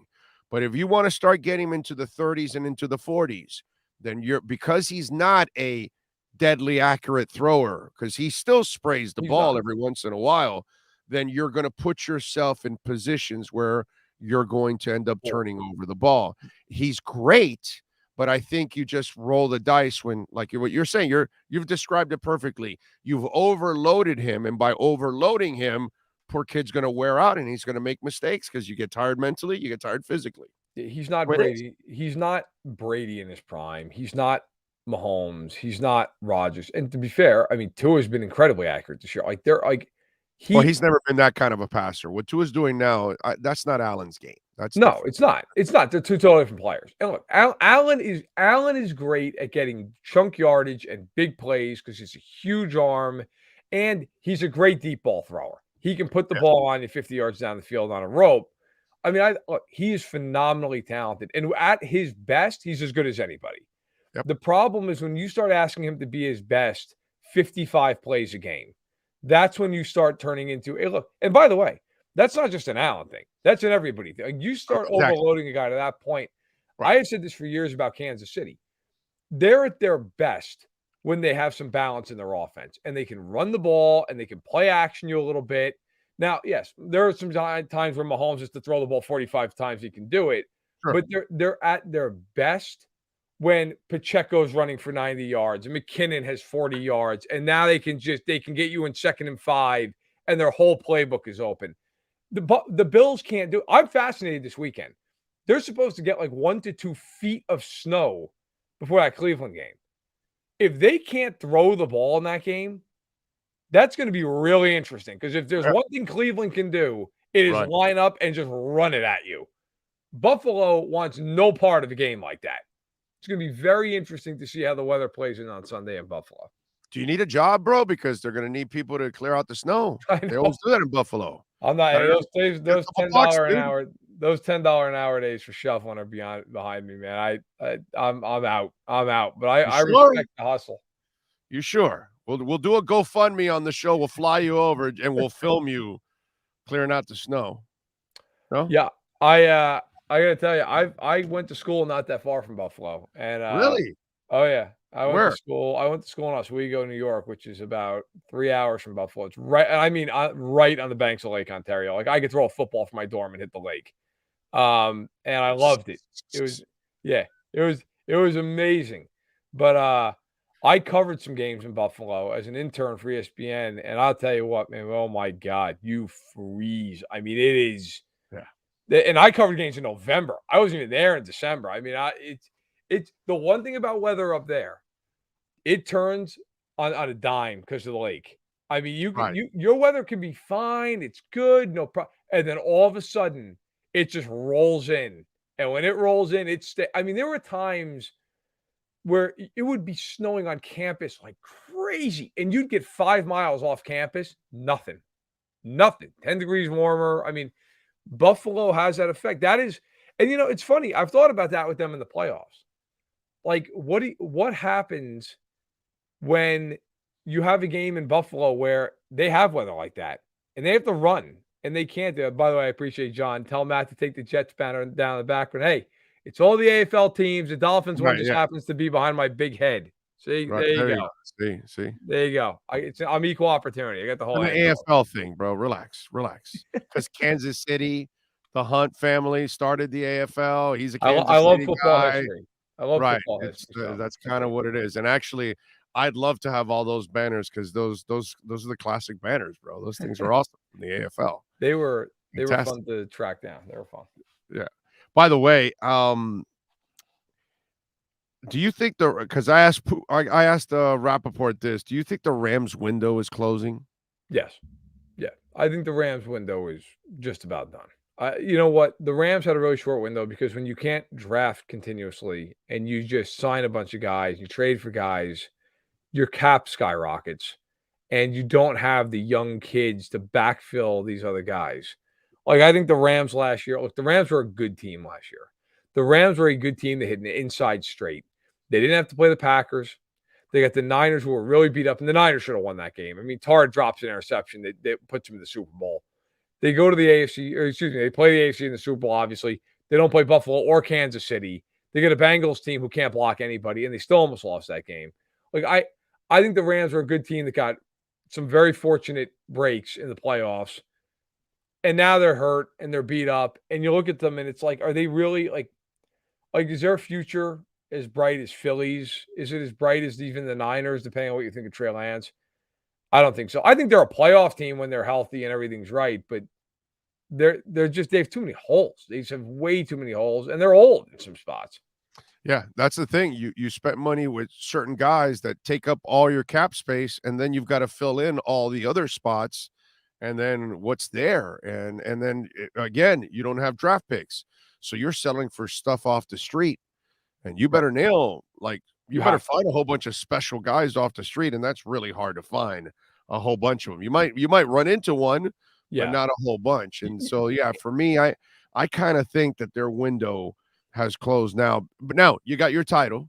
So really in the end, you know, that's kind of what it's all about. And if you have to reset now and eventually pay the piper, because the cap, eventually you're going to have to pay all that dead money, bro. All that dead money, you're going to have to give up cap space at one point or another. That 1 year, everybody else has a 210 million, and you're going to have 160. Unfortunately, you know what I mean? Well, I mean, at some point, Frank is asking what video arcade is it? It is NBA Jam, and next to it, Space Invaders. So we're in good shape. Gives me something to do when I have a few minutes. Look, I think with the Rams, the big problem that they have is, again, they cannot backfill these vets who either get old or leave because they don't have the picks. Like, it's really cute for Les Snead to sit up there and say F them picks until you need them. Then it's not that cute. Like, you need to draft well. That's how you build in the NFL. And yes, every once in a while, there's some anomaly of a team that wins with a bunch of guys that they acquired elsewhere. But 99% of the time, you win because you draft well. That's how you win in the NFL. And it's the Rams, to me, look, it's great they won last year. And hey, they did. They won. Give them credit. But is that sustainable? Are they going to be good for a decade? No, they're not going to be, because Stafford is already in his mid-30s and paid a ton of money. Ramsey's getting paid a ton of money. And look, I think Jalen Ramsey's a terrific player. I don't think he's the best corner in the league, the way he's paid right now. Aaron Donald is the best player at his position in the league. But who knows how much longer he's going to play. And then what really hurts you is when you have a guy like Allen Robinson and you miss. Because now you're paying him a lot of money that you barely have, and he's killing your cap. Like, you don't have that guy behind him who you go, okay, we can put him in there because we drafted him in the second round and he's good. Maybe we thought he would play more next year, but he's going to play. No, you can't. The guy doesn't exist on your team because you didn't have a second round pick. So I think the Rams are in a good bit of trouble here moving forward. Yeah, I'm with you there. I think they're in big time trouble when it's all said and done. Hey, one more thing on the Buffalo front. Does this become a bad look for Ken Dorsey if the play continues to suffer for Josh Allen? Now, we talked about the issue. Is it Ken Dorsey's fault that he has to, handle the ball 85% of the time or something like that? But because Dable leaves to the Giants and Daniel Jones is doing better and the team is doing better, and then he leaves Buffalo and this guy's got 20 touchdowns and 10 interceptions right now and not playing well over the last, what's he got? what did I tell you? Was it 9 interceptions in the last He's thrown 6 picks in the last 3 games. Right. 6 picks. Right. 6 picks in the last 3 games. Right. Six interceptions in the last 3 games with only 3 touchdowns and 9 sacks and 57% completion percentage. Does that end up shining the light on the iPad smasher? Yeah, look, I mean, at some point, you need to figure it out. Like, at some point here, that's your job. Your job is to, again, I said at the beginning multiple times, you have got to find a way to ease the burden on Allen. You have to. Like, this is unsustainable. By the way, at some point, it's going to start to affect him physically. It already is with the elbow, but that to be fair, happened in the pocket. It's going to affect him physically. Like, at some point, listen, everybody who talks, oh, he's a big guy, he's big. Okay, yeah, sure. He's not a linebacker. Like, at some point, somebody's going to pop him like a paper bag. It's going to happen. Right. Or he's just going to get hit the wrong way. I mean, I personally think it's somewhat reckless for the Bills to design runs for him every single week, 5, 6, 7 times. Like, you're begging for it at some juncture. Playoff game is different. Hey, look, man, you want to run him in a playoff game? It's a playoff game. I got you. I get it. You're asking him to run on 2nd and 6 against the Jets in October. I got a problem with that. Like, right. Devin Singletary can't gain 5 yards rushing. Like, to me, that becomes a scheme problem because Devin Singletary is a talented running back. I'm not saying he's Walter Payton, but he's talented. Like, you can't scheme up 5 yards for that kid. I think when they first started that pair, they were hoping that Zach would be the grinder and then Singletary would be the pass catcher, but it never worked out. And so now you're putting more weight of the world on Singletary, which maybe he's not really. He's probably more of the complimentary back than he is the main back on your team. And you drafted Cook this year. You also then brought in Naheem Hines. Like, none of these guys can do anything. I mean, Josh Allen's got to be the whole offense every week. Right. To me, that is a coaching failure. Like, at some point, that is a failure of coaching. It's like if the Dolphins brought in Jeff Wilson and then just sat him on the bench the entire time. Now, obviously, they didn't do it. He had a great game against Cleveland. But, like, at some point, if you can't figure out a way to use these guys, that's a coaching failure. Yes. And I do believe that Dorsey's got to figure this out. I also think that the one other problem the Bills have here, McDermott is a defensive head coach. So he is going to defer to Dorsey to let him figure it out. There's no like in Miami, you have McDaniel, who's the offensive coach, who's got an entire offensive staff under him. In Kansas City, you have Reed and Bieniemy, who are going to work with Matt Nagy, and they're going to work as a collective. In Buffalo, it's Ken Dorsey. Like, the head coach, like Sean McDermott's not going to walk in there and be, hey, listen, Ken, I think we ought to do this, and this offensively. Like, that's not his expertise. So I do think that matters. I also think that's why Baltimore a lot of years, they get in the playoffs, and it's like they have no left hand offensively. Well, Greg Roman is your entire offensive brain trust. Harbaugh is a special teams guy. I think Harbaugh's a great coach. But you don't have that collective on offense that you do. You're seeing it with the Giants right now. You mentioned Dable and Kafka. They've got that whole, like, I think that helps when you get in a rut to get out of the rut. With Buffalo, there's nowhere to go. It's just, you better hope Dorsey figures it out. If he doesn't, you're kind of in trouble. All right, one more thing before I let you go, because on this subject, you and I view this player a little differently, and that's Justin Herbert. And so I'm just wondering, as the weeks pile on, are you changing any of your tune? Because for me, I know he's supremely gifted. He is. But I don't see the balls behind the arm. Okay. I don't see the gutsy throw. Tua doesn't have half his physical abilities. And Tua will make throws in windows that are just freaking amazing all the damn time. And I just don't see, I see a lot of Jeff George, a lot of Phillip Rivers in him. It was funny when they were comparing the 3-quarter throw, and I'm going, yeah, well, I'm comparing more the heart. I don't know if he's the guy I want in the pressure moment. I don't know if I want him in my pressure drives. I don't know, that. Because I don't have enough of those moments at Oregon, and I don't have enough of those moments with the Chargers. And the other night, it was like, again, dude, you had 3 opportunities to tie that game or take the lead, and you failed. And I just wonder, where are you with him? Because I know you believe in him. I believe in his physical talents, but I don't know if that heart is there with him, that he has that fire. You know what I'm saying? Like Mahomes has, bro, like Aaron Rodgers has, like Brady has, like some of these guys that they just want it back. Even Josh Allen, bro, plays with that kind of dogness. You know what I'm saying? He does. I see a very West Coast casual dude that if I get it done, I don't get it done. I don't know, man. It's just I don't think he's wired right. That's just me. Well, I don't know. I don't know that. I feel like his coaching staff is a gigantic problem. I really do. And I'm not. Look, I will say up front, I am not the guy who typically is like, oh, the coaching. I think it's an easy out a lot of the times. Their scheme is atrocious. I mean, it's so bad. I tweeted this out there. I don't have it right in front of me. Austin Eckler's on pace for something like 128 catches for 793 yards. Awesome. That's impossible. Like, he has less than 800 yards on 130 catches, but that's all you need to know about the way they play offense. Like, it's just throw it to him, throw it to him.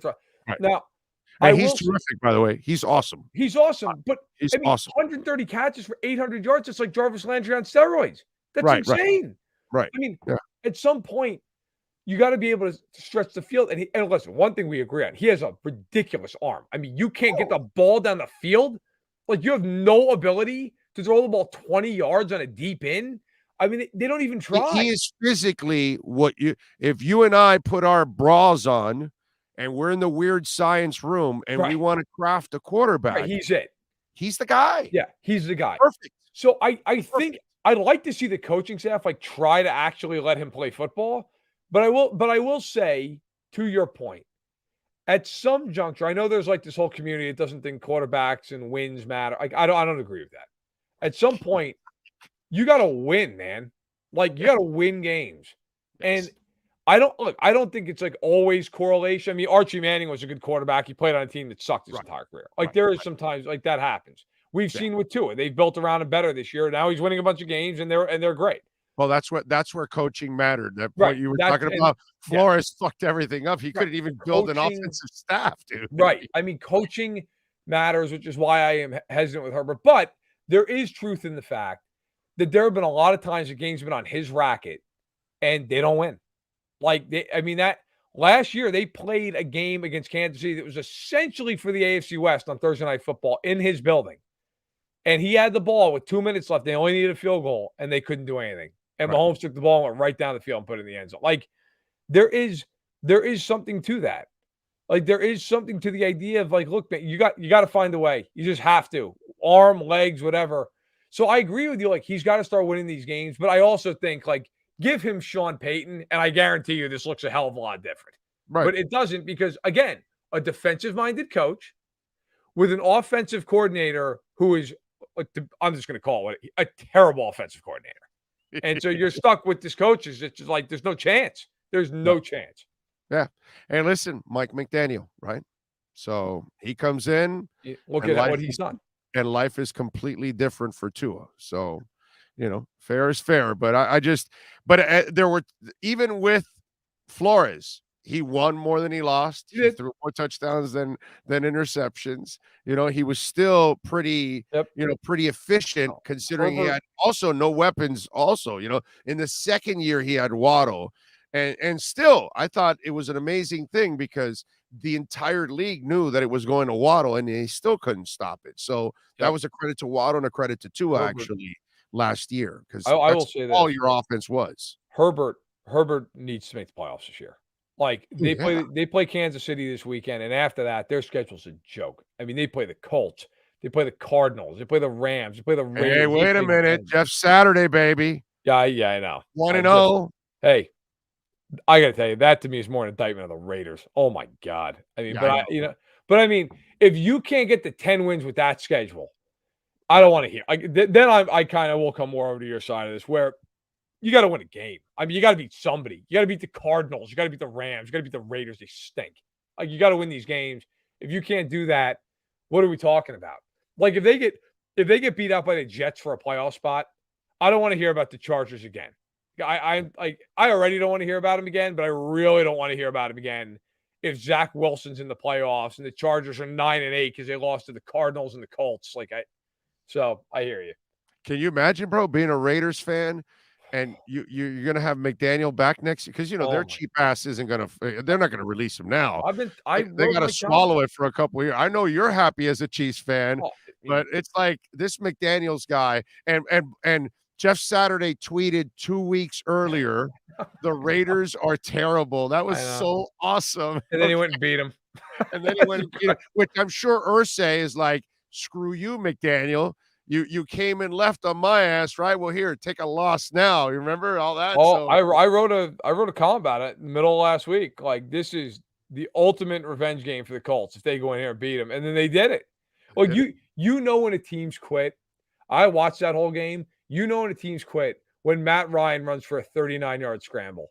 And you're watching guys on the rage. I swear, anybody listening to this, go back and watch that play. There's 4 Raiders in the picture who are walking. Like, they're not even in a slight jog. It's just like, oh, that's nice. Like, look at him run. Even the guy who tackled him is like in a slow jog for like 25 yards and then finally realizes like, well, it's me, or he's running for 70 yards. So he just dives at him and knocks him over. They respect the elderly, bro. Come on. You got to respect the elderly. Every once in a while. There's some guy with a walker going down for 39 yards. What are you going to do? Unreal. Unbelievable. You can't hit a guy in a walker, bro. Every once in a while, there's a team that you watch them and you're like, oh, they've given up. They've just flat out quit. The Raiders in that game quit about middle of the third quarter. It was like, all right, we're done. I mean, if you got the Raiders left on your schedule and you can't beat them, you ought to give it up. I mean, the Raiders are so cooked. And now you get the Raiders and the Broncos this week, 2 teams that have completely quit. So that's going to be a battle to see who's quit just a little bit more, because both of these teams are completely in the tank. I can't wait. It's going to be great to watch. You're awesome. Tell them about Stacking the Box. Check out Stacking the Box every Tuesday, noon, 11 Central. It is live on YouTube. I've seen a few of you guys in there, so I appreciate everybody stopping by. That's been a lot of fun. We also do it on Sunday mornings before the games, an hour before the games, an hour before kickoff. Break down all the gambling angles of it. And then you can check out the column on Monday and check out the quarterback ranking say. Tweet them out on fanside.com as well. Plenty of nice things to say about Tua, who right now is number 2 on my MVP ballot and has a real shot at number 1. If Mahomes has any kind of a letdown, Tua's there, man. Tua's having an incredible year. It is fun. It is fun to have a real football team down here and a real coach. Actually, they've got a front office, a head coach, and a quarterback. That hasn't happened since Robbie Shula Marino, bro. Yeah, okay? No, they're rolling. They're playing great. They look, they got the bye. They I'm sure will beat Houston. And then you got that 3-game trip. That's the trip. That trip's going to decide wild card, division, right. But they're not in the playoffs. But like that's going to be the defining. I don't even care. You're going to get these people who are like, it's going to prove if they're good. That's nonsense. They're good. I don't need that trip to prove if they're good or not. The first month proved it, bro. Yeah, the first month proved it. After the first month. Oh, they would have gone 4-0 in that first month if Tua is allowed to finish. No, we talked about that for a while. I mean, they're good. I'm not worried about that. It's going to be whether they win the division or not. Those 3 games, in my eyes, are going to determine it. No doubt about it. Follow him on Twitter at Matt Verderam, and of course, make sure you subscribe to Stacking the Box and read it every week. On top of all of that, Matt, much love, my brother. We'll catch up next week. Hey, take care. You got it. And go to redrecover.com. Do not live in pain. Do not live in discomfort. You got scars from a surgery, from an accident. It can help you also disappear that scar, help you grow hair, help you in so many different areas. Go to redrecover.com. Use our code Big O and get 10% off. This has been The Huddle with NFL reporter Matt Verderam. RedRecover.com helps pros and everyday warriors heal on the go with their medical-grade, highly specialized devices designed for each area of the body. Go to RedRecover.com to learn more about Red Light with videos, blog posts, and over 40 years of medical research to treat pain, inflammation, and overall well-being. All right. Yeah. Feeling good. You guys feeling good? I'm feeling good. I mean, how can you not feel good? I mean, come on. Come on. Come on. You got to feel good. And Roxy, watch your ass. Don't go telling the host what to do and what not to do.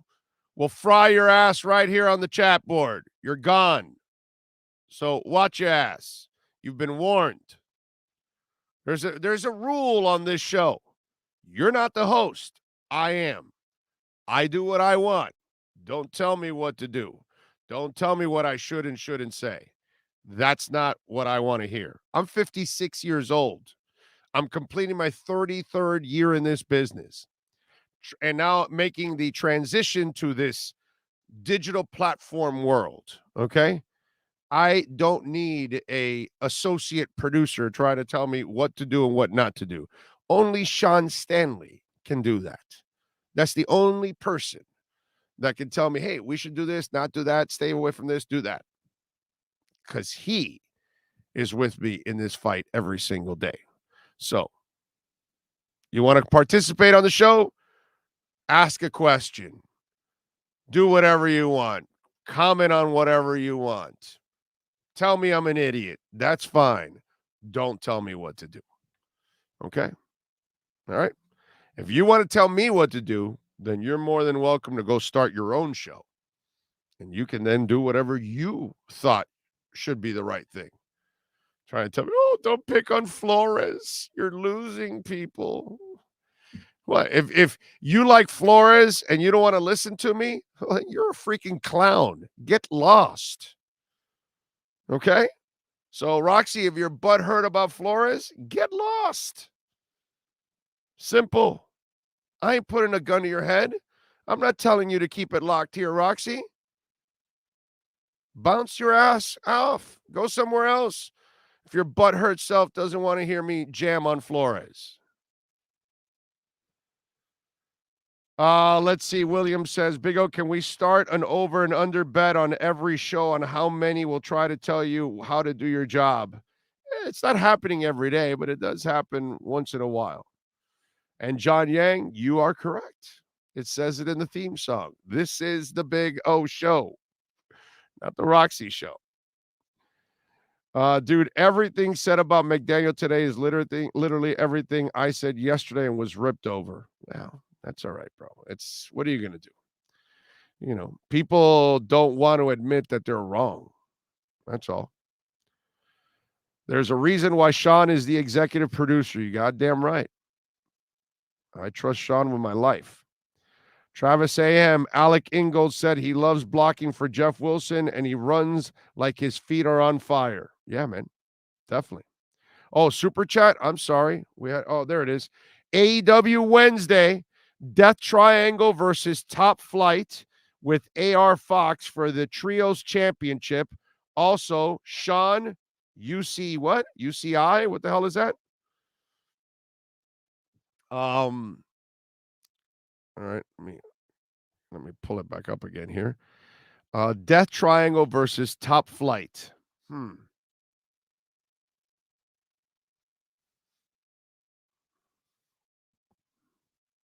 Well, you know what? What's that? What's this? I don't know what that. What does that mean? What's that mean? He's doing this sign to me. I don't know what that means. What does it mean? I'm a wrestling idiot. It makes a zero or a triangle. Oh, triangle. So you're going for the Death Triangle? That's who you're picking? Well, you know, I got to tell you, I rewatched Top Gun recently. So I'm going to go with Top Flight. Just because, you know, you went with the Death Triangle, I'm going to go with the Top Flight. Okay? With AR Fox for the Trios Championship. Also, Sean UCI. Also, is Sean UCI. What does that mean if you're UCI? I don't get that. I don't know. I know Sean is feeling better. That's all I can tell you. I'm in recovery, not UCI.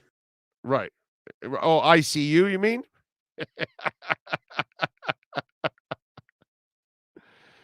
Oh, I love it. I love it. I love it. I love it. Oh, man. You guys are a trip. Oh, all right. What else do we have going on in the world of the chat board? Oh, I see we got a do we have what came in, a Venmo or a Cash App? Let me see. Ho Yoon, thank you, sir. As always, you're a stud. He says happy Wednesday. Thank you. Ohio John, thank you, sir, for the love on Venmo. Remember, you can make a donation through Cash App or Venmo, and we love our Bitcoin donations on Cash App. That's my favorite. Ohio John says, last week you talked about the front office finding small school players like Kohu. Can you explain how the front office finds these guys? I'm just curious how small school guys get their names out there. Does anyone at their school create game tape of them and spread the word? Well, Ohio John, the world has changed. You don't have to do that anymore because now everybody's on television. Everybody's on ESPN3, right? Everybody's got cameras in all their places. So now film is a lot easier to get of all players and even Division II. Now, in the Kohu story, that one's a little bit of a twist. This is Josh Boyer, the defensive coordinator, identifying Kohu at his school and then telling the front office, hey, man, I like this kid. Can we, scout this guy and all that stuff? And so they gave him the green light to scout Kohu and meet with Kohu. So they had multiple trips through and they met with Kohu. And at the same time, they ended up signing him in the draft after the draft was over as an undrafted free agent. So you got to credit Josh Boyer. It's funny how you hear the people jam on Josh Boyer, which is ridiculous because his entire secondary is injured. Yet he gets Justin Bethel off the street to play well. He develops Kohu. He develops Nick Needham. He was developing Trill Williams. It's funny. Brandon Jones continued to get better under his tutelage. This year, he was becoming a better cover guy. Nobody mentions that. And then they say that, you look at until he got injured, Agba was underachieving. Was it that the plays weren't called for him? No, the defenses were called. He was there. He just didn't get the quarterback. That's his job. Jalen Phillips has been playing really well all year. I know he doesn't have the sack numbers that you would want, but he's there, but people blame him for it. And blame, Boyer. But they don't credit him for anything else. They don't credit when the defense does make plays at the end of games. Yeah, do they bend and not break? Yeah, most of the time. A lot of times when Tua was out, they did a decent job at keeping them in games. Even in the Jet game, that Jet game became those turnovers that just blew that game out in the fourth quarter. But defense kept them in the game until the damn turnovers ruined the whole thing. Josh Boyer is the Rodney Dangerfield of this town. The guy gets no respect, and he's done a marvelous job. And yet people have not understood that. And they, it's baffling to me. It just is. All right, what do we have here? Steve Chapman on Venmo. Thank you. Cash Big O Show is the address on Cash App or Venmo.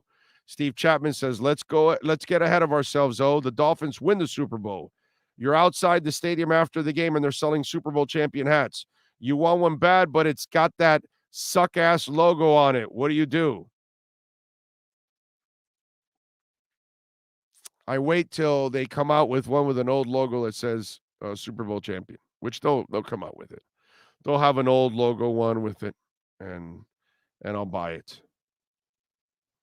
So, not a problem. Okay. Yeah, I can't, I can't, I don't know, maybe at that moment I'll buy it as a moment of weakness. That could happen. Yeah, that could happen. GP Trap says, good question. I may have no choice. NorCal is on the chat board there. There it is.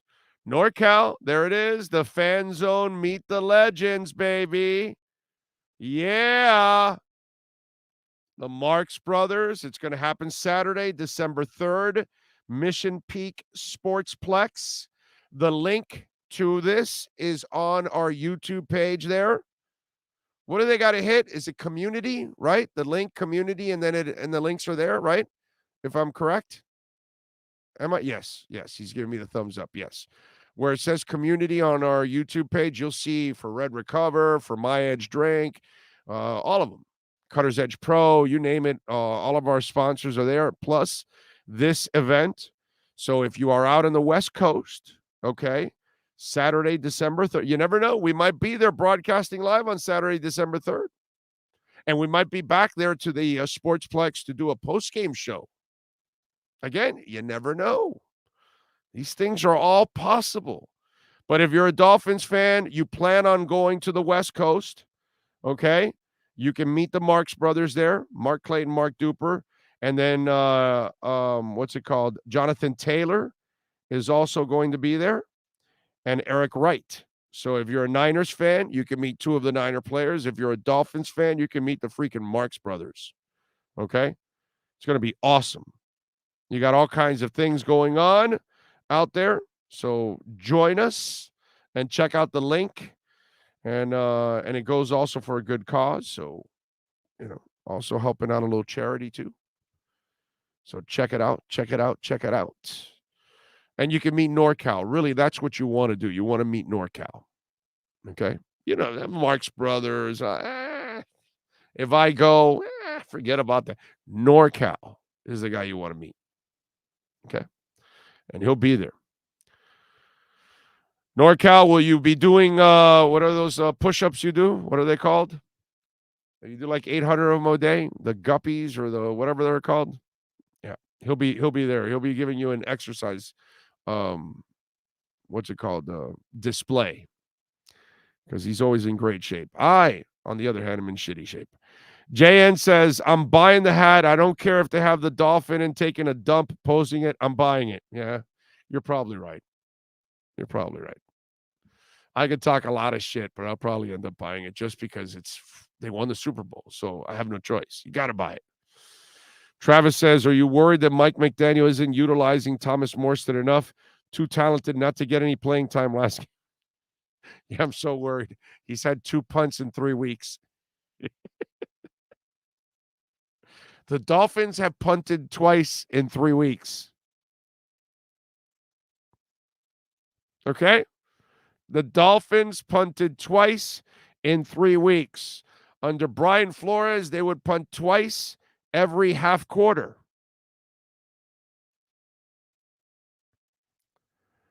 Big O Boyer doesn't get respect because people still think Flo called all the D last year. I don't. They got to let that go, bro.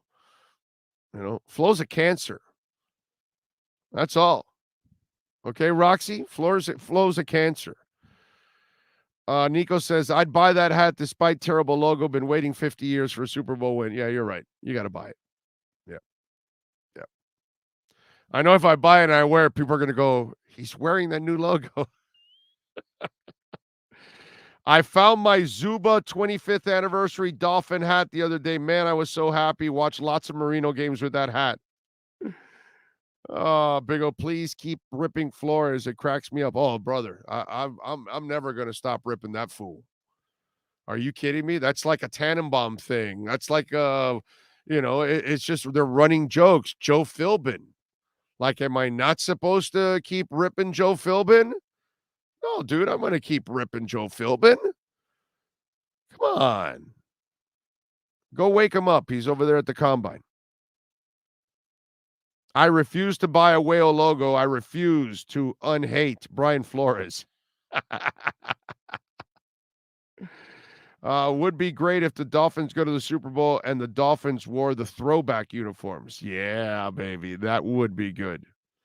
That would be super sweet if they would do that. Would like to see the Marx Brothers with the cheetah and the penguin.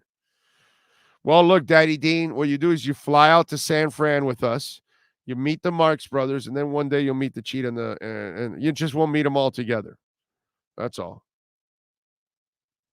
Oh, no. Offensive line is looking very comfortable playing smash mouth football against smash mouth defenses just in time when we play these cold weather teams. Yes. Yeah, it's true. It's very true.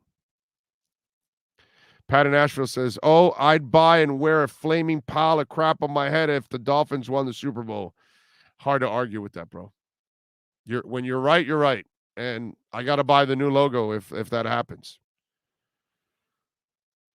Lofi says, Boyer changed the scheme. Problem looks to be getting solved. Boyer's fine. It's just they're so injured in the secondary. He's got to work a lot of miracles. I don't think they're going to have a shutdown defense. You know, unless you have your healthy corners and Brandon Jones, it's just going to be hard, and you're not going to have that.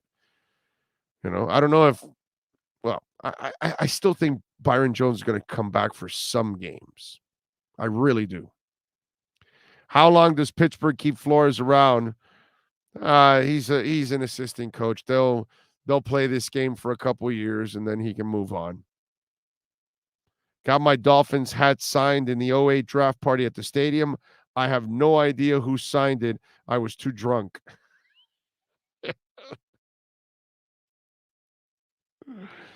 Cover 0 is gone for the season. Yeah, well, unless Byron comes back. But you're right. They're playing a lot more zone, and they had to change things up, which is pretty great by a coach to change it up, and nice job by the players to adjust to it. Big O, I know you're not a fan of movable QBs. No. I'm a fan of movable QBs that can pass, like Russell Wilson and Kyler Murray. And while Kyler Murray has not crossed that threshold yet, I like him in the sense that he can pass. He's like a passer that has these incredible wheels.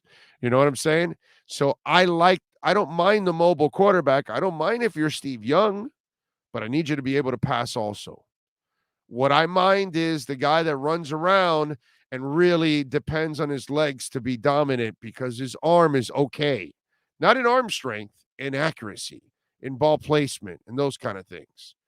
And that's Lamar Jackson to a T. He dominates with his legs, and he's mediocre with his arm. So, anyway, but yesterday on the State of the Show, you mentioned that a lot of changes going with the movable QB. Will we lose pocket passers moving forward in college? I don't think so, but I think that you'll develop more of the accurate guys that can move around. That's what I think is going to happen.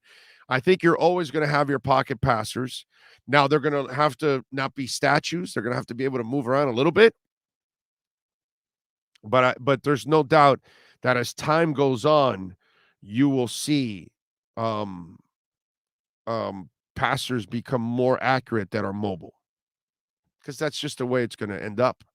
Because as they'll see what the demand is from a young age, and then you'll start doing it from a young age, and then you'll get to the highest level doing it. After watching Tua mic'd up, I realized when Omar Kelly said Tua is weird and quiet, he got Tua mixed up with Tua Salmaolva, an unpopular fish guru from Anchorage, Alaska. Okay, I'm not sure what that is. Yeah, defense is doing well considering all the injuries. How are you guys going to be in the LA game? Oh, I'm not going to the LA game. I don't think so. Unless somehow, they fly us out to San Fran and then we decide to stay and drive down to the Los Angeles area and go to that game. That would be interesting. Steve McNair was a good mobile QB. Yes. Tough son of a bitch. Wow, that was a tough son of a bitch. Randall Cunningham was a all right passer. Not a great passer. Not sure the way our 5th, 6th, and 7th deep safeties DBs are playing if we need Byron at this point. Just saying out loud if he doesn't want to play. Well, I want him to play, dude. I hope he does play. That would be beautiful. I don't care if he's doing it for selfish reasons, to be quite honest. But I want him to play because that'll make the Dolphins so much better. And yeah, I guess some of you might be pissed off and bothered that he might be doing business right now. But this team is much better if you can actually put Byron Jones on the field. And if X can somehow get healthier, that would be really, really cool. That would give this defense a little bit more flexibility. Okay. Cordell Stewart, yeah, not much of a passer also.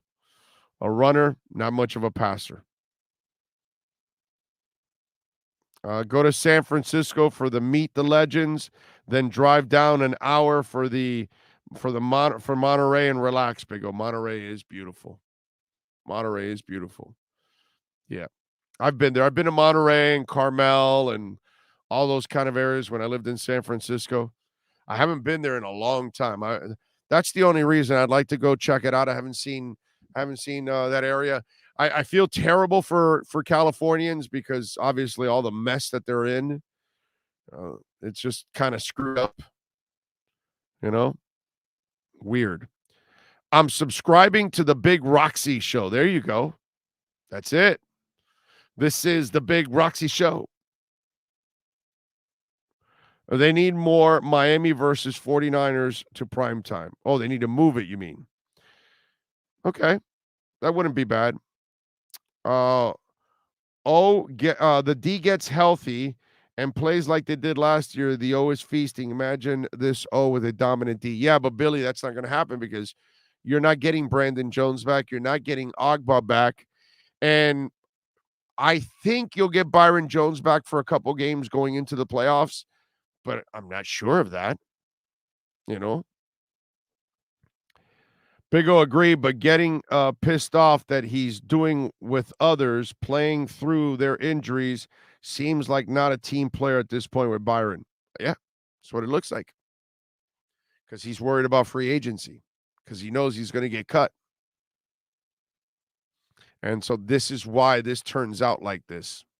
He's doing business, and he's not doing what he should be sacrificing for the team when X is playing with two growing injuries. If he still has two, at least he has one. What I know about X is he's not the same right now. That's for sure. You can tell that he's not himself. NorCal says, keep Fins versus Niner where it's at and make Bills versus Miami Sunday night game of the week. You got to like that idea from NorCal right there. Yes. Yes. Plus, personally, NorCal, if we are able to fly out there, that way the post-game show is not that late either. You know what I'm saying? So selfishly, I gotta think that way too. Okay. It should be called the Big O and Roxy Show. Now I like that. I like that. But do you really need to do that, right? Because you could just call it the Roxy Show and then a big O in the middle of the Roxy, and then you put big inside the O of Roxy. There you go. Right? So that's what it's all about, right? Byron better watch it. I'm going to have to break out my Byron voodoo doll. Yes, I am looking forward to the World Cup, my man. And we will have more coverage for World Cup action too when it rolls around. Once we start, actually playing the games, we may be doing some broadcasts. You never know. Okay? You never know. That I can tell you. All right, let's do this. Let's take a quick break since we're coming up to the top of the hour.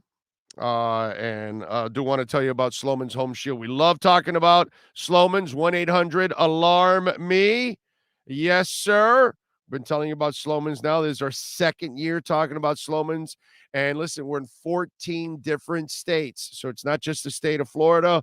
Call them 1-800-ALARM-ME. And for you Big O listeners, guess what, folks?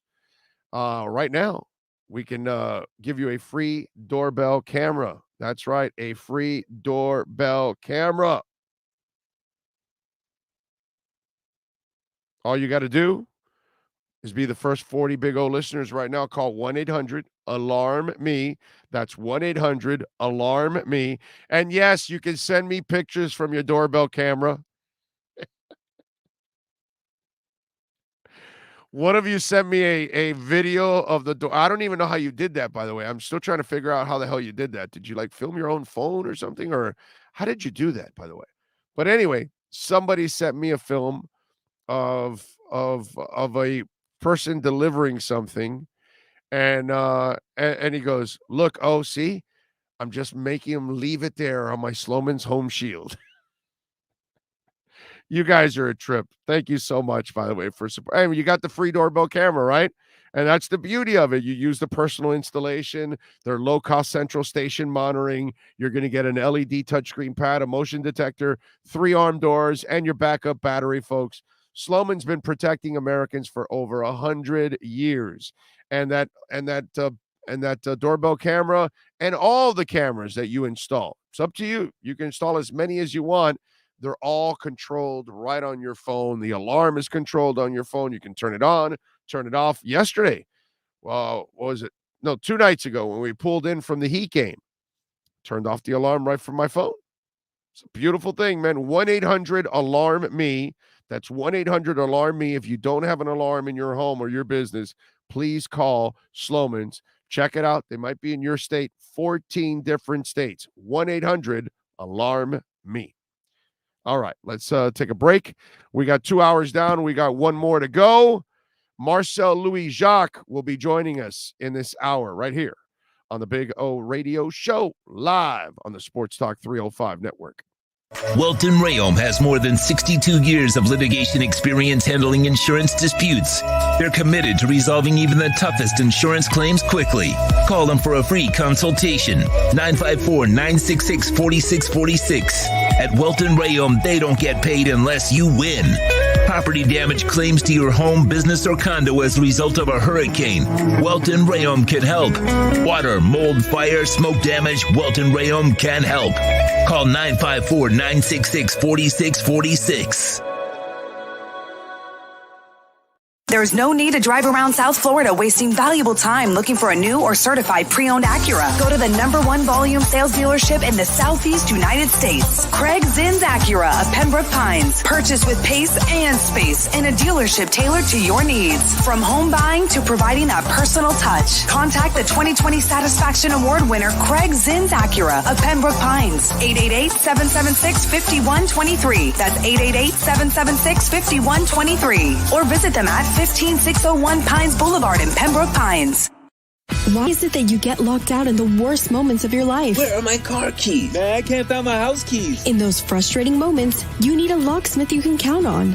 A. Lenny Locksmiths in South Florida, from Miami to Port St. Lucie. In Central Florida, A. Lenny locks it down in Orlando and Tampa Bay. Lockouts or lock changes for home or business. Car key replacements and programming all model cars. 24-hour service. Call them at 855-869-5625. Go to the website at alennylocksmith.com. Oh, great. You have a doorbell camera. Now you have a front row seat to your house getting robbed. They're breaking into my house! Ooh, there goes the TV. I'm sure it'll turn up at the pawn shop. No, not the TV! Just because you can see them, that doesn't mean you can stop them.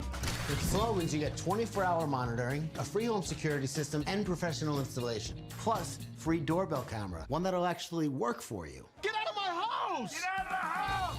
Call 1-800-ALARM-ME. When you move, you need a reliable company led by passionate folks, eager to assist its customers during a transitional process that needs to be smooth. Call Essential Moving Experts at 844-368-5750 for all your local and long-distance moving needs. You can rely on Essential Moving Experts. Mention the Big O Show and get $150 off. Family owned and operated, they offer free 30-day storage, full-service moving, fully licensed, bonded, and insured. Moving was never so easy. EssentialMovingExperts.com. For over 16 years, EJDconstruction.com has provided South Florida residents quality craftsmanship, accurate project management, and exceptional service. That's why EJDconstruction.com is an A-rated member of Angie's List and the Better Business Bureau. When you're looking for the right custom home builder for additions or home remodeling, please call my friend Eric at 305-433-4843. That's 305-433-4843 for EJDconstruction.com. Welcome to Red Light Therapy, a revolutionary technology perfected by NASA to aid in muscle strengthening and recovery. Red and infrared light has the capacity to penetrate deep into the cell's mitochondria, potentially leading to increased energy, faster recovery, and the optimal performance your body demands. Train, fight, recover.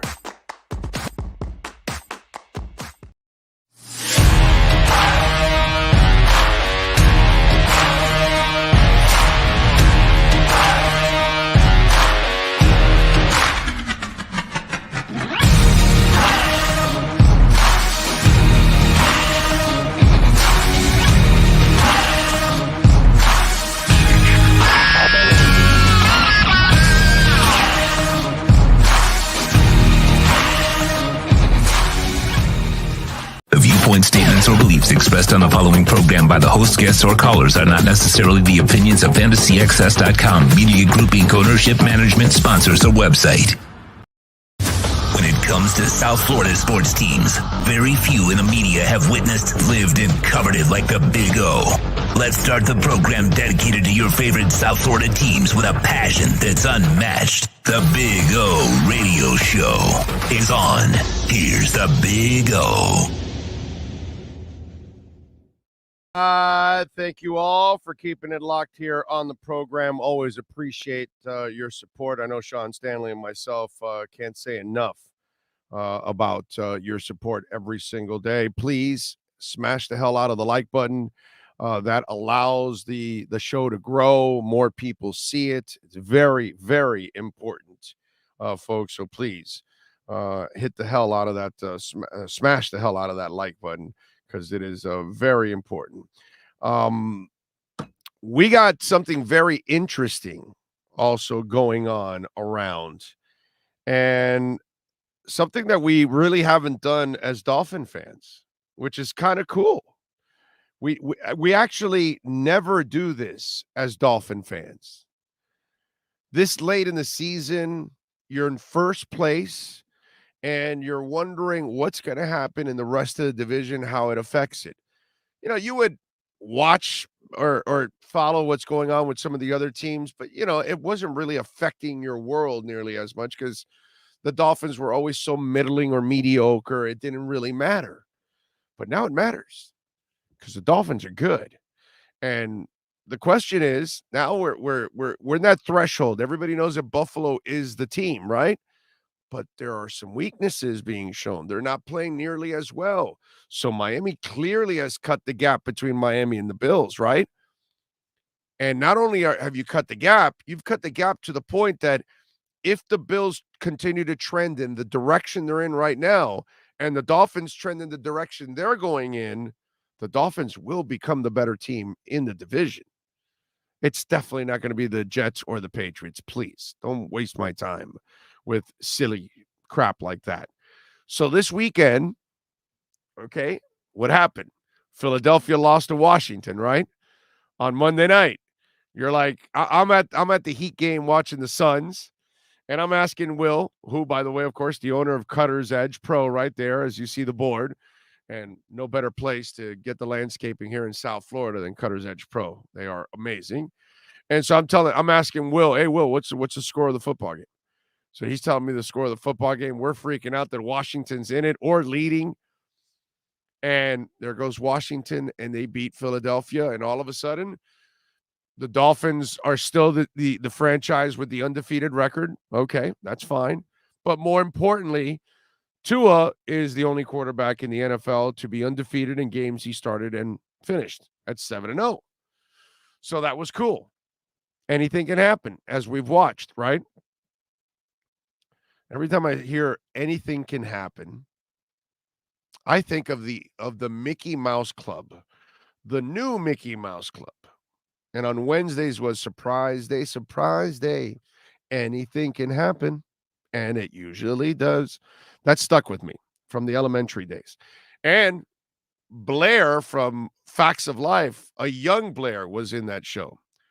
I remember I watched that show just for Blair back in those days. Anyway, as I digress, surprise, anything can happen. Sunday, you got the Browns and the Bills. The Bills are headed like this. Could the Browns surprise them? As Matt Verderame said, could they surprise them with the running game? Could they control the clock? Could Jabroni Brissett go into Buffalo and surprise? Anything's possible. And then we've got the Jets and the Patriots. And the Jets don't ever beat the Patriots. And the Jets are trying to think that they're, some kind of a team that can challenge. Well, now they're going to drop to 6-4. The Patriots go up to 6-4. And if the Bills can drop to 6-4, they'll all be 6-4.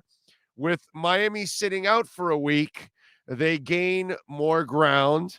And then the following week, they get to take care of Houston, and they go 8-3, and so on and so forth. So it's kind of fun now that you get to watch what goes on in the other divisions, in the other part of the division, because it really affects you now, because you're actually a legitimate challenger when it's all said and done. This is fun. You've got a bye week. We've got a bye week, right? And the Dolphins are playing out of their minds, so we love that. It's fun. It's entertaining. This is the best offense we've had since. Just want you Dolphin fans to know this is the best offense since the early 90s. Okay? Early 90s. Nothing else since then resembles anything like what you have right now. Unless you have Duper and Clayton on the field, you nothing comes close to what you're watching now, Dolphins fans. Okay? That's how much this is, how long it's been since we've watched this. Us older fans are freaking out because we experienced the Marino magic with the Marx Brothers and all that. And we haven't seen anything that dynamic since. Yeah, Ricky was dynamic, but that's all it was. That there was the quarterback play, the offensive side of it. The rest of it wasn't dynamic. So this is fun that this weekend we actually have something to watch and care about. And it's not just a regular bye week that, 10 weeks in, our team is 5-5 or 4-6 or 6-4. And we're like, well, I don't know if this goes well or that goes well. Maybe we can win a couple games to get in the playoffs or whatever.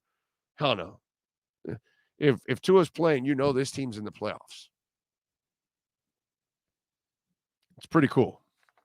I got to say, really, really cool that we get to have this kind of a weekend. All these kind of experiences that we used to have as kids all the time, growing up, or teenagers or early 20s, depending on how old you are, they're back. We haven't had this kind of stuff in decades. Absolute decades. That's what it's been. 855-912-1056. That's 855-912-1056. If you want to get in on the Welt and Rayom text line, you can also reach out to us on Twitter. That's at Big O Show. And remember, folks, if you do need a law firm, Welt and Rayom will bring them to their knees. I experienced it myself. We had a bunch of kids think that they're Fast and Furious. They lost control, went right through the wall of our home, and created a big old mess. And Progressive Insurance was completely dicking us around. And Welton Rayom, they got on their ass. Brother, they got one of their lawyers fired, put it that way. Okay? That's how much they effed up their lawyer. I like them apples. Okay? And they just they ended up getting, I think it was somewhere in the neighborhood of about four times the money that they were offering. This is why you have any damage, water damage, storm damage, bunch of idiot kids going through your house, whatever it is that happens, before you call those insurance companies, you call Walton Rayom, man. They have their own adjusters, all that stuff. They had their own adjuster that came here, took all the measurements of the wall, everything, damage, this, that, you name it. And they knew exactly what was the damage that had to be fixed. And that way, because the insurance is going to send their adjuster, and that guy's working for them, not for you. So that's why Welton Rayom, I'm telling you, 954-966-4646. They're in Hollywood. Anybody in South Florida, you need somebody to, you're getting the runaround. You're getting screwed around by anybody. You go call them, man. Bankruptcy, homeowner property damage, condo damage, criminal defense, commercial litigation, personal injury. Call Jeff or Dan. Tell them that Big O sent you. Welton Rayom, 954-966-4646. I promise you, they'll get it done, dude. They are awesome. They are freaking awesome. Okay? So, Progressive trying to screw us. Anyway, they'll be hard-pressed to get my business in the future. Big O, I'm really thinking AFC Championship game. And I'm thinking Super Bowl, Howard. I want to use that home we rented in Arizona. I want to go out for a whole week out to Zona with Sean. Maybe Chad will come out with us. And we'll cover the entire events and have some fun, bro. Super Bowl, baby. Would you move Kohu's spot for Jones? Kohu plays the run a hell of a lot better than Jones does. Do you think Jones helps as much as we think? He does in coverage. Yes, he does. I would put him in the slot. And that would actually get him closer to the running game, too. So I would put him in the slot. He plays really well in the slot. He has the athleticism, the hips to play in the slot. And he's physical. That's one of the things I like about Kohu, that for a young guy in Division II, he's got an NFL body already. And he's not afraid to, get dirty.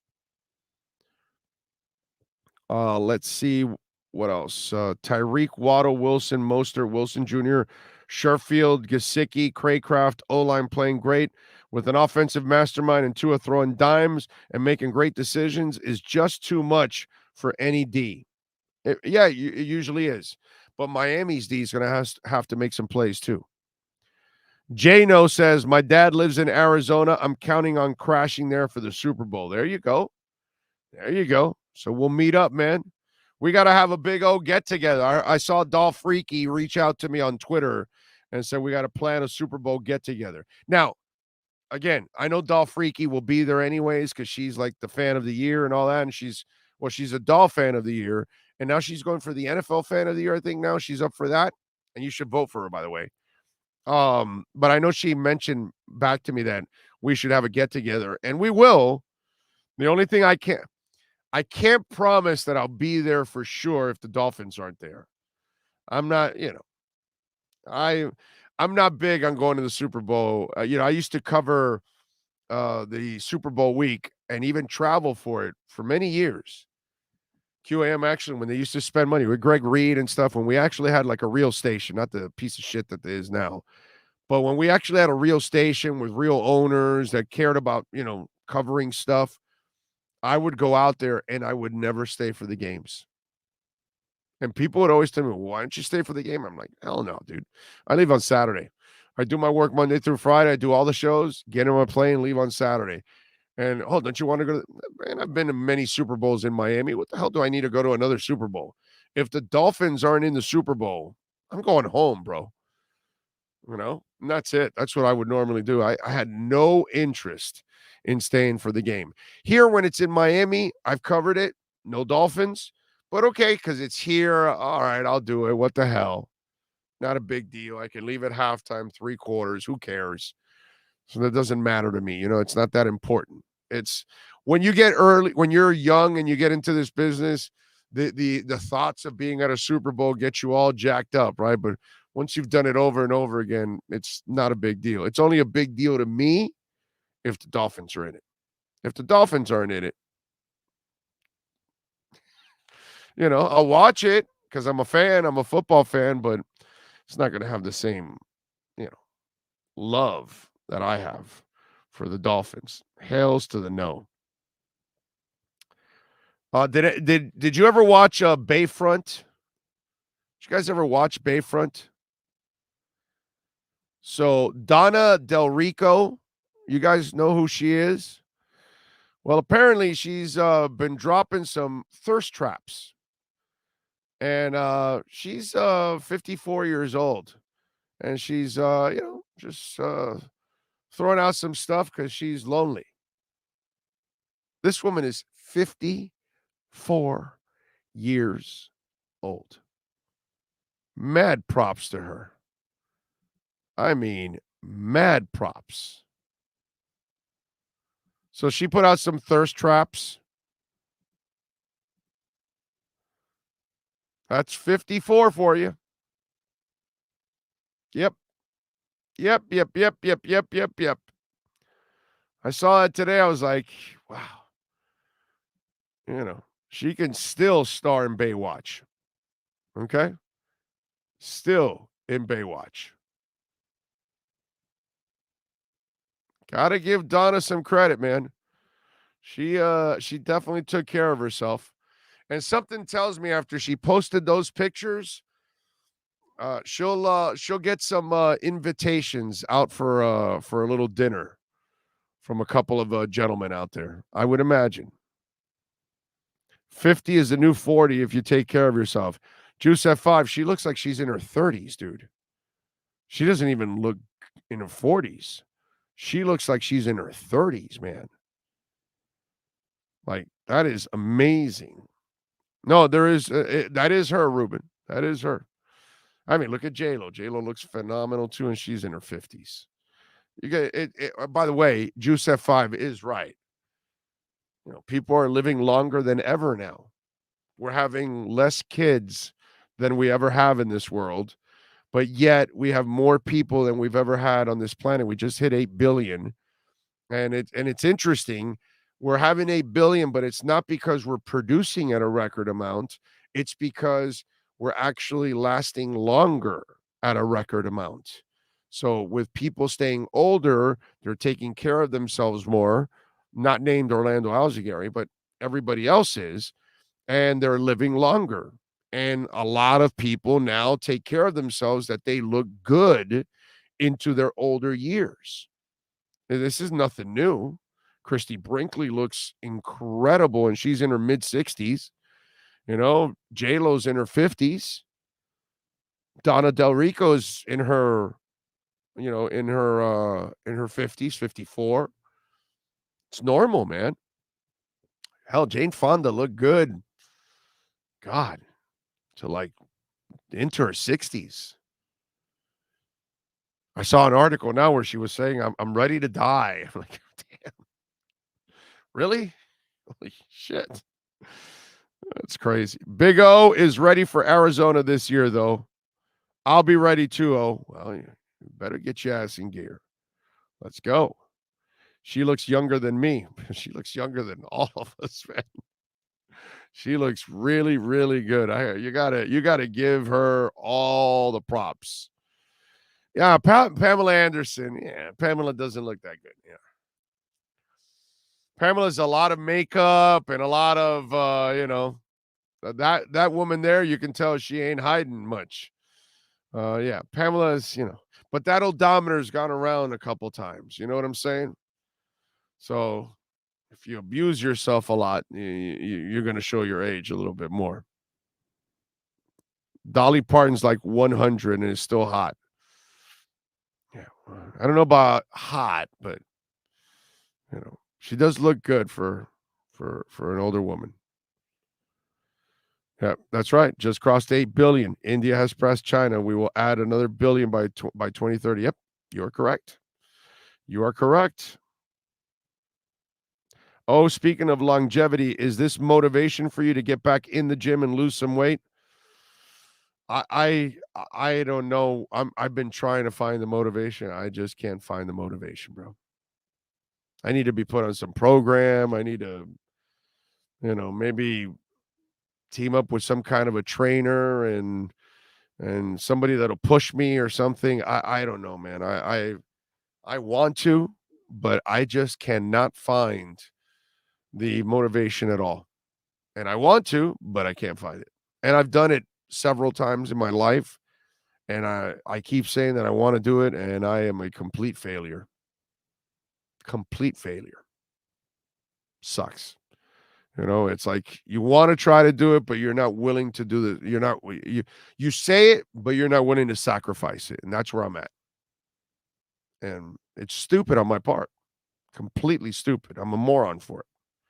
I'm getting older. I should not be, at this weight at all. So it sucks, but yeah. It's one of those where I'm probably gonna need some kind of help. I don't know what. I don't know if somebody's got to, hypnotize me or something. I don't know what it is, dude. But it's that part I'm a outright failure, as they say, for that. Just walk, Big O. Don't have to hit the gym. I don't even do that, bro. I can just go walk, and I still don't do it. Yeah, my treadmill has a queso dip holder. Yes, basically, I would agree with that. I have an elliptical, not a treadmill. So yes, but I do have an elliptical. And I don't even know if the elliptical wants to work anymore. I think if I get on it and go like this, the arms will break off. Like it's been so stiff and it hasn't been used in forever. I don't even know if it'll still work, to be quite honest. You aren't a failure. Just take 10 minutes a day to increase your heart rate. I know. I'd love to. Outside of sex, there's no other way that I increase my heart rate. That's it. That's the only time I'm increasing my heart rate is sex. Get fit for crypto, Big O. Like what? What do I do? What's pressing a button to buy or sell? I don't need a lot of energy for that one. Treadmills are good for hanging clothes. I've seen that a lot. That's a good idea. Deep Purple is coming. Florida, we're coming to Jacksonville and St. Petersburg. Deep Purple in February of 23rd. Hope to see you there. February 19th at the Jacksonville Theater and February 20th at the Mahaffrey Theater in St. Petersburg. So if you want to see a little Dip Purple, you can do it, man. You can see a little Dip Purple. You like a Deep Purple? Smoke on the water, a fire in the sky. Juice F5 says, I work in healthcare, and when you see what I see, it motivates you to stay healthy. Invest in your health like it's stock. I'm not arguing with you, bro. I'm just telling you, my lazy ass just can't find the motivation to do it every day. That's all it is. I'm not arguing with any of you. The benefits of it, the fact that I need it, all of that. I'm just telling you, I'm an outright failure. I'd love to find the motivation, and I'm a complete idiot, and I can't find the motivation. So it's frustrating. It really is. It's frustrating. And I know it's wrong of me, and I still don't do it. So got to hang around to cash that Bitcoin. Well, it's either me or my wife or my daughter. Somebody will cash it in. So as long as they cash it in, then my job's done, whether I'm here or not. That's the way I look at it. You know what I'm saying? So I hope I'm here to cash in. I hope I'm here to see it through. But as long as I take care of my girls, that's really all that matters. It's not about me. Edwin Montero says, no, Big O, you work hard and sit behind the mic for hours. That makes a difference. I know, but my fat ass should be running and walking or playing basketball or something. That's what I should be doing every single day. Does your family know how to use your keys? Yes, Lofi. Yes. My wife knows. She knows how to use them. Yep. What you do, Lofi, is you put it in the keyhole and then you turn and it unlocks. It's pretty amazing how that works. But they know how to use my key. I know you're talking about the 12 keys. Yes. Yes, Lofi. Yes, Lofi. Don't worry. So if I flop over and die right now, my wife will be able to handle, and she'll have access to all the crypto, and I walk her through it. My wife actually knows more about crypto than most of you. Not you, Lofi. You actually know crypto. But most of you wouldn't know half of what my wife knows because she's there with me. The poor woman is stuck there with me while I'm trying to, figure all this stuff out myself. You should do your shows while on a treadmill. I lost 50 pounds on a treadmill while binging on Netflix. LOL. But you want me to talk while I'm doing that's the difference. You're just watching. It's a whole different ball game when you don't have to talk, After all the Tua Mahomes drama in the offseason, Kansas City versus Miami in the AFC Championship game would set record views. Yeah, that would be a lot of fun because Miami is already a sexy team, actually, not become. And if they get to the Super Bowl, then they've built so much momentum. And we also have to say it this way. Tua being so polarizing, not his fault, by the way. It's really more about the other people.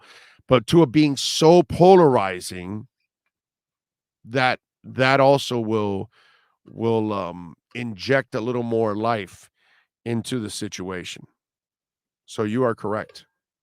It would be fun. NorCal says, make sure wife knows Roxy is not to run the Big O, please. Yes. Yeah, she'll know that Roxy is not to run the Big O show. We'll make sure, NorCal. You guys got any more plans for me when I'm dead? Any more things? Wife's got the keys to my crypto. Roxy won't run the show. What else do we want when I die? Do we want to let's create my will right now? Let's do that. What do you guys need when I die? What should we do when I die? Will you all go to the funeral? Will any of you show up? Right? What do you think's the over and under? 1, 2 people, maybe 3, something like that. Once I die, you'll forget about me. I never existed. You'll just move on to the next show. Move on to the next Dolphin source. Move on to the next South Florida talk show host. I will be forgotten of. I'm pretty lazy myself, but once I started eating natural foods, I lost 30 pounds. No problem. Little to no exercise. Just eat natural apples, bananas, smoothies, etc. Baby steps. Oh, would be nice. Would be nice. Weekend at Big O's. We make a cardboard cutout and take Big O everywhere with us. That's pretty good. That's pretty good. Right when I die, you guys should actually carry me around like Weekends at Bernie's for a while. That would be fun. Big O, no one will forget you. You're our Jim Ross. We need a good bro to motivate us to work out. As someone who's 54, I can relate to your plight. Yeah. It's working out for me is tough, man. I've done it I've lost 50, 60, and 80 pounds 3 times in my life. And I can't find the motivation again this time to lose it. It is absolutely terrible. And I know I got to do it. It's terrible. Terrible, terrible, terrible. I am a failure. What can I tell you? All right, let's have some fun. Let's bring on. Let's get the edge with Marcel Louis Jacques. Time to get the edge on the Miami Dolphins with our Edge Energy Drink Miami Dolphins report. When you want the energy drink that's delicious and smooth with zero aftertaste, you can only order Edge Energy Drink at myedgedrink.com. That's myedgedrink.com. Here's the ESPN Dolphin insider Marcel Louis-Jacques. Oh, righty. With my name and everything. That's what I like to see. What happened? What happened? Oh, yeah. Oh, there you got your whole name. Yeah, you like that, huh? Updated screen. The headshot too. I feel blessed. Well, Sean, bro, it's all Sean. You know, so when you see Sean, you know, like when you see him in the Super Bowl this year, and we're all in Arizona covering the Dolphins. Tell you what, you better. I told you that's my. Better buy Sean a beer.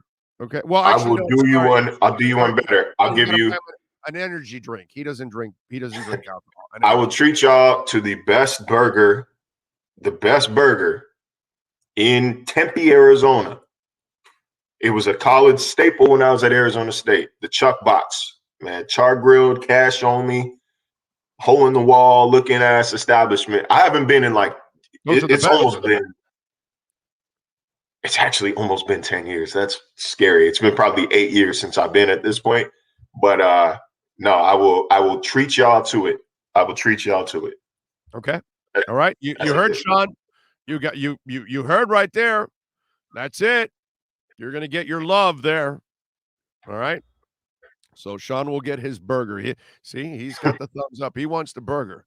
You guys see that in the background over there? Did y'all like that? In the comments, you see Josh Allen slam his helmet down after losing to the Vikings. Yeah. Yeah, Frankie sees it. I got a question for you. I've asked this to Ian Rappaport, and I've asked this to Matt Verderame, and I'll do this with you now. So Josh Allen, last 3 games, got 3 touchdowns and 6 interceptions. He's completing 57.4% of his passes. He's got 9 sacks in the last 3 games. Verderame added a really interesting stat. He's like 84% of their offense right now, which basically you're asking a guy to die right on the field because it's too much on any player whatsoever. So you're putting a lot of the burden on him. But now we're also watching Dable leave and actually have some success with the Giants, even though I think the Giants are kind of fraudish. But I got to give them credit. They've won. And actually their quarterback has looked better than he ever has in his career as it is. Looking franchise tag worthy. Right. Does Ken Dorsey start taking a little heat for the shortcomings of the offense since Dable left? Or it's not Dorsey's fault that they really can't run the ball and you've got to put more of the burden on Josh? How are they going to view it in Buffalo land since you are wearing Buffalo Bills underwears right now? I can actually – no, I won't. This is a family show. But I tap into Bill's Twitter every now and then just to see what the temperature is. They're mad that the team can't run the ball. Right. They're mad that, when they get in the red zone, 0 called run plays as Josh scrambles around and tries to fit balls in the windows that are not necessarily there. And you would think like, why can't this team run the ball? You have one of the preeminent running threats at quarterback in the NFL right now. That should automatically open lanes for your running backs. Devin Singletary is guaranteed to break a tackle anytime he touches the ball. He doesn't have home run speed, but he's very shifty in space. I watched him for 2 years, still from afar. He's guaranteed to break a tackle. They don't run the ball. Right. They don't run the ball. A couple years ago, I took it was last offseason. I split the fan base in sections because I was lobbying them to draft Travis Etienne out of Clemson in the first round. I said, look, you're maybe a handful of pieces away, if that. It's a championship constructed roster. You can afford a luxury pick like that who's going to give you flexibility in the run and the passing game. People said, don't draft a running back in the first round. Bad use of assets. Da-da-da-da-da-da. Never do it, never do it, never do it. And nobody could explain to me why you never do that. They think, because the 5th-year option, the market value, give a shit about any of that. The whole point of football is to build a team to win a Super Bowl. You win one Super Bowl and Etienne is a contributor. Who cares about his 5th year? Who cares if he makes it to a, like, people don't understand that. And so now you're kind of seeing, okay, you lack dynamic talent in the backfield. They hoped that they got it with James Cook, but James Cook is coming along very slowly as a rookie. They already cut bait on Zach Moss and traded him for Nyheim Hines, who still hasn't necessarily made an impact, hasn't seen the field much. He's a backup running back anyways. Who the hell is Nyheim Hines? Give me a break. He's a nice great fantasy back, great PPR back, real life. I think when you see what Etienne is doing in Jacksonville right now, I think that if I were to reopen the conversation, a lot of people would have been like, look, shit, man, if he was there, yeah, I think they should have taken him. You know, I don't always like to dance on the grave when I'm right, but all right, so Ken Dorsey. Ken Dorsey. I'm putting it on Ken Dorsey, man. Like that offense still has talent. It's about extracting the most out of it. And right now he's not necessarily doing that. So what you're saying is he's breaking a lot of laptops right now. Okay. All right. Yeah, but apparently, no, that's not a big deal. We like passion, right? We like it when our love passion. Like I'm just saying that it's not what's for those Microsoft pads, because you know it's Apple Care, because I'm an Apple guy, so I know it's called Apple Care.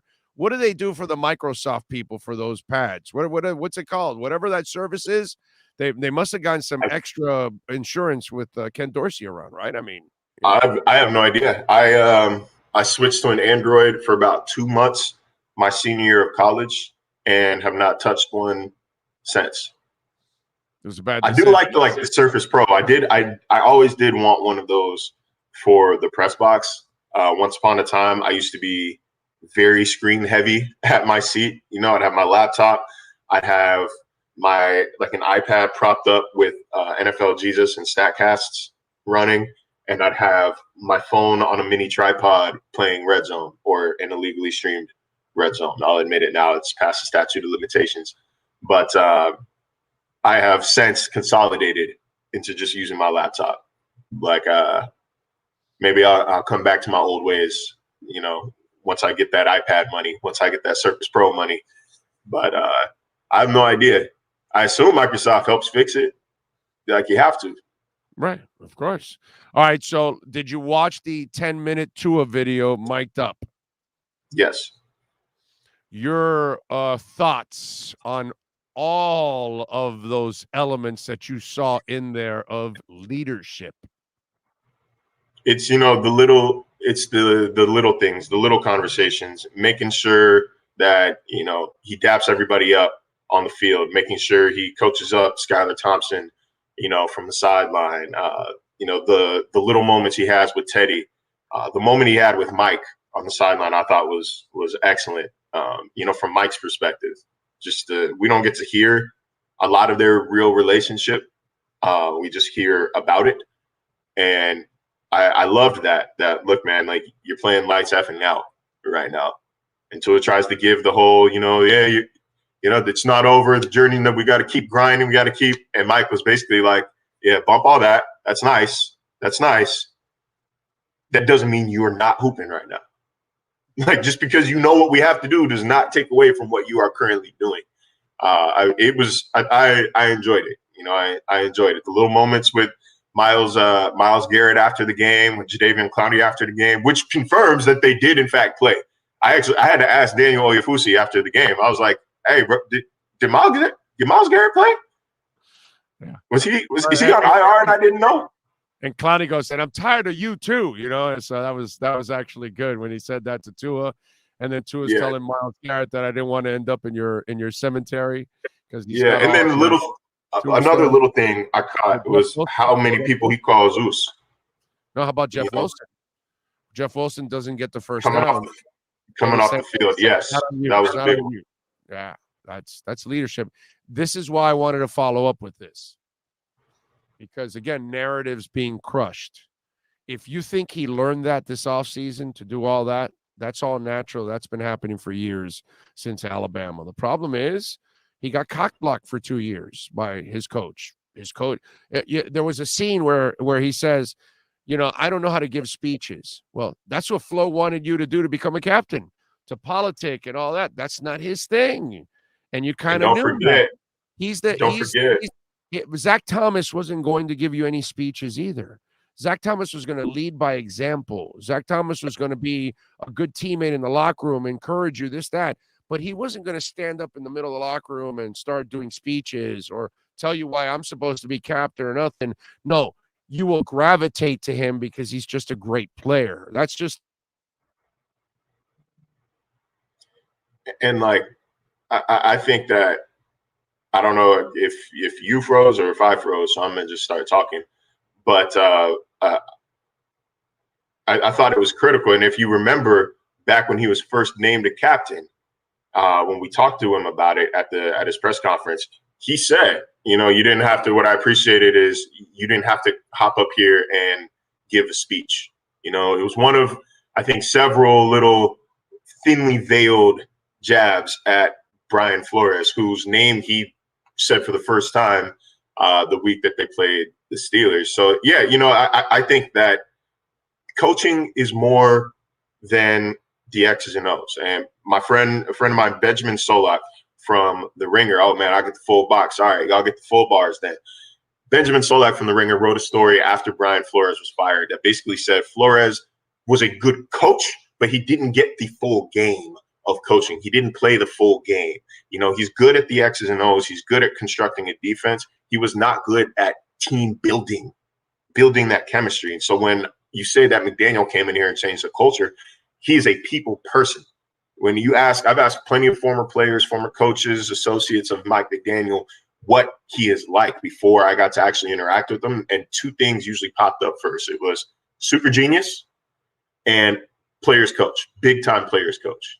So he knows that he's the kind of person who understands who he has in his locker room. He's the type of person who knows how guys like to be coached and knows how to get through to them, and then goes and does that. And surprise, surprise, they respond to him in adverse situations. They respond to him down 21 in Baltimore. They respond to him down 14 in Detroit. They respond to him, against the Steelers, against the Bears. And then you see kind of the culmination of everything against the Browns this past Sunday, which, I mean, I've covered 3 absolute blowout, barn burner, kick the door in wins for the Dolphins. It was Panthers last year. It was Giants last year. But this Browns win, I think, was the most dominant win that I have personally covered from the Dolphins in the past 2 years. Just because, they've beaten the Panthers. It was just, Cam Newton was 5 for 25. It was just as much as bad play from their opponent as it was good play from their defense. But this past Sunday, it was dominant offense, dominant defense. Can't say dominant special teams until you make all your kicks and extra points, but it was just a dominant overall effort. So, shout out to Mike McDaniel for being able to change the culture so quickly. Between him and I think Kevin O'Connell isn't getting enough credit for what he's doing up there in Minnesota. But these first-year coaches, between those two and then Brian Dable, my guy, I think that these are your front runners for Coach of the Year with Nick Sirianni also sprinkled into the mix. And, man, look, when the coaching search first opened up, I didn't know who Mike McDaniel was until about mid-January, if I'm going to be completely honest. I thought Brian Dable was the guy. I thought, this is obviously he and I had a relationship from when we were both in Buffalo, but I thought similar to Mike McDaniel, he is a smart X's and O's coach, but he's also a player's coach. He's also somebody who knows how to extract the most out of his guys. And that's what you're seeing with a less than talented roster in New York right now, is you're seeing a guy who knows how to extract the most out of the players he gets because they trust him and they ride for him. And that is how you carry a show, baby, through technical difficulties. Big O, back to you. That's it. Thank you, sir. Appreciate you being a pro. It was just 5 straight minutes of bars, man. Ask everybody. It's I was listening on the I was listening on the iPad. And to kind of wrap that up, he did not learn how to be a leader right there and then. He was doing a lot of this at Alabama. And I was told about this. I've been told about this for a while now. And the problem was people put that label on him like, oh, he doesn't want to be a leader. Oh, this, that. And he's always been that guy. The problem is he's not going to include us in his world, not going to include fans or media. It's the people that are, directly to him. Like at the end of the game, you saw he went to Jacoby and he told him he loved him. You know what I mean? Because he's allowed in his world. And that's kind of what it is. We don't get to see any of that because it's usually happening behind the scenes. But it was not. Somebody put a picture up of his.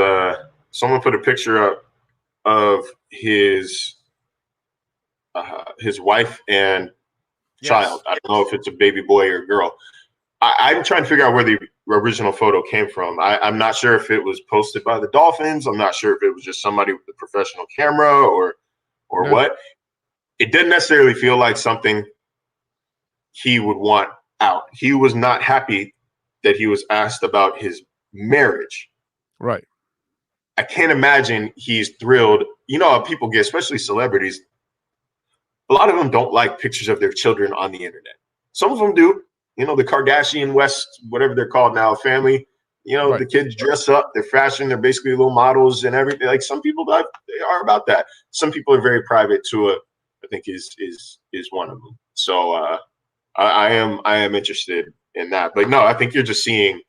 What's the name of the woman? What's the name of the woman that she was in those movies where those things go from a car to a machine and Transformers. And she's Megan Fox. Yes. Did her profile give you a little Megan Fox type of look?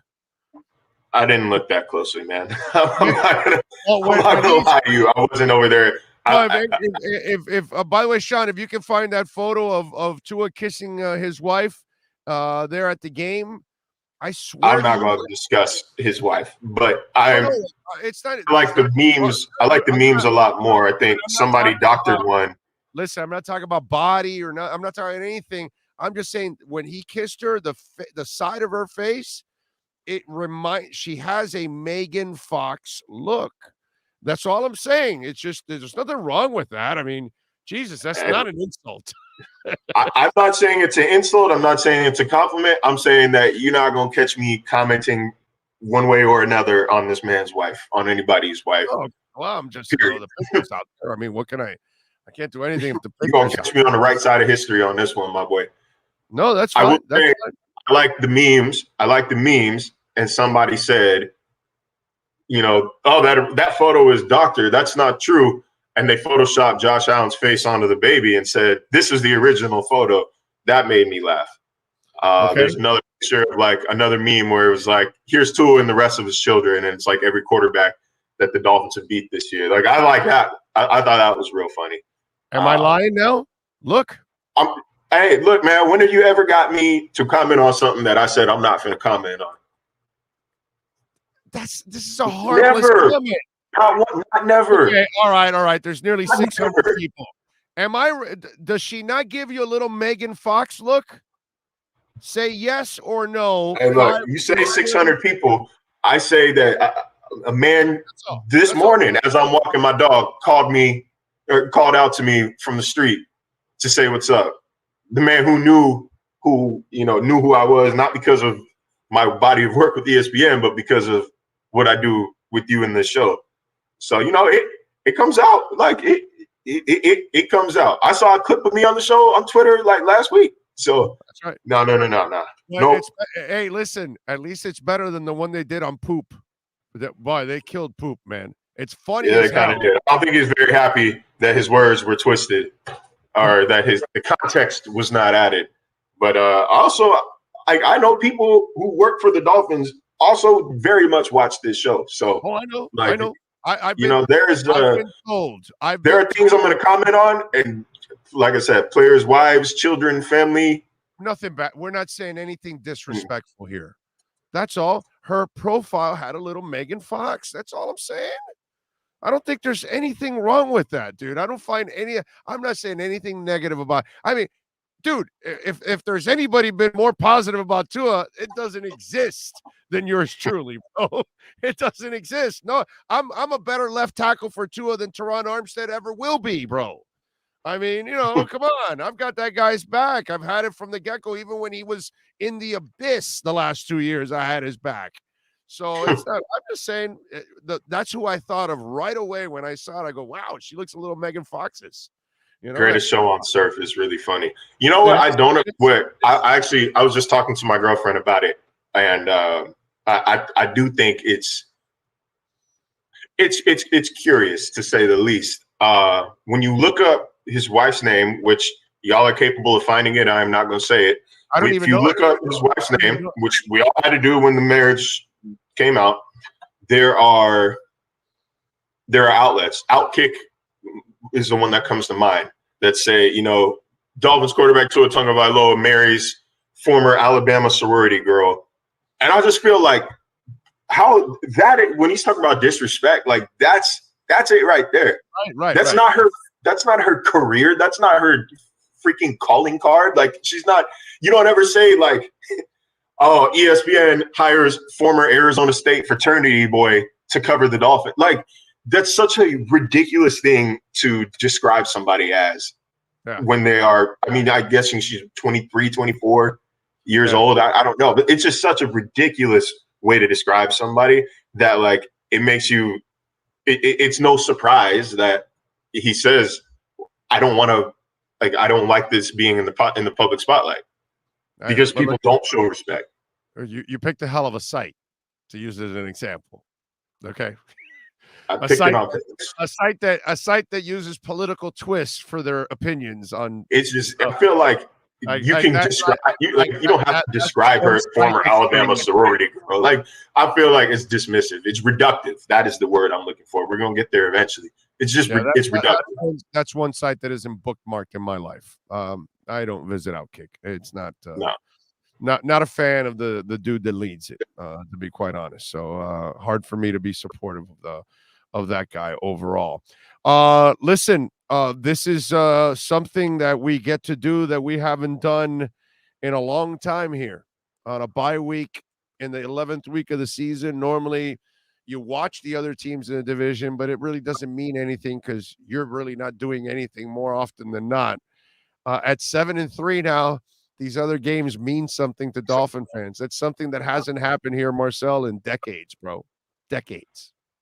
Okay? Yeah, no, every game absolutely matters. This is why, like, I think Bills fans are starting to squirm a lot because they're down a game.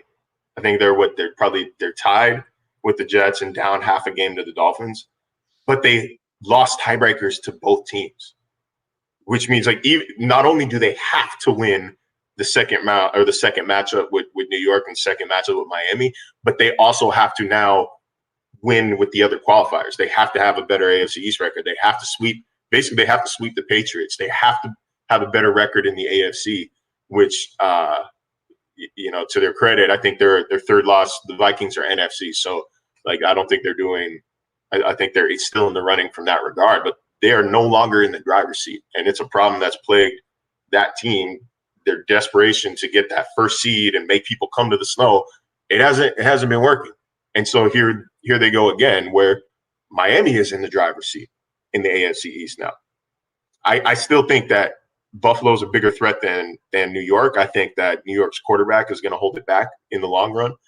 But Miami is the team to beat, and not just in the AFC East. I think right up there with the Chiefs, they're a team to beat in the AFC, period. Again, we talk about this almost every week. Legitimate argument for at least 9-1 if Tua doesn't get hurt. They were a different team with Tua on the field than they are without him, predictably so.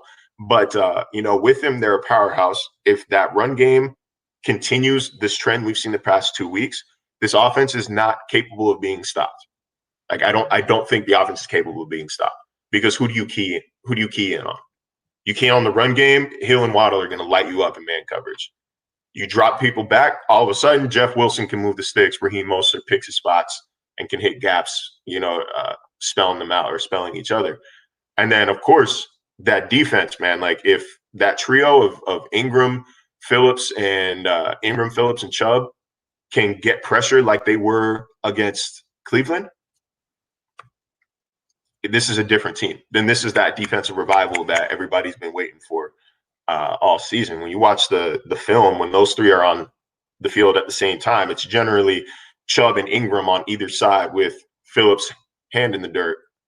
I mean, Phillips is capable. He's strong enough and has that blend of size and speed enough that he can occupy multiple blockers and free things up for guys like Zach Sealer and Christian Wilkins. And there was a specific play where, man, Chubb wins with bend around Tristan or Jedrick Wills, the left tackle. Ingram just straight up bullies the right tackle into Jacoby Brissett. And we've got three guys who can win like that and still have to deal with Sealer and Wilkins. That's that philosophical shift in defensive strategy that I was talking to you about when they traded for Chubb. Like, we're starting to kind of see it come together here. Every game matters. This bye week probably couldn't have come at a more perfect time. You know, they go into it hot. They get 1 week of a kind of a warm up with Houston at home, and then they start the month from hell. It's the hardest schedule I think I have seen in my 4 or 5 years of covering the NFL.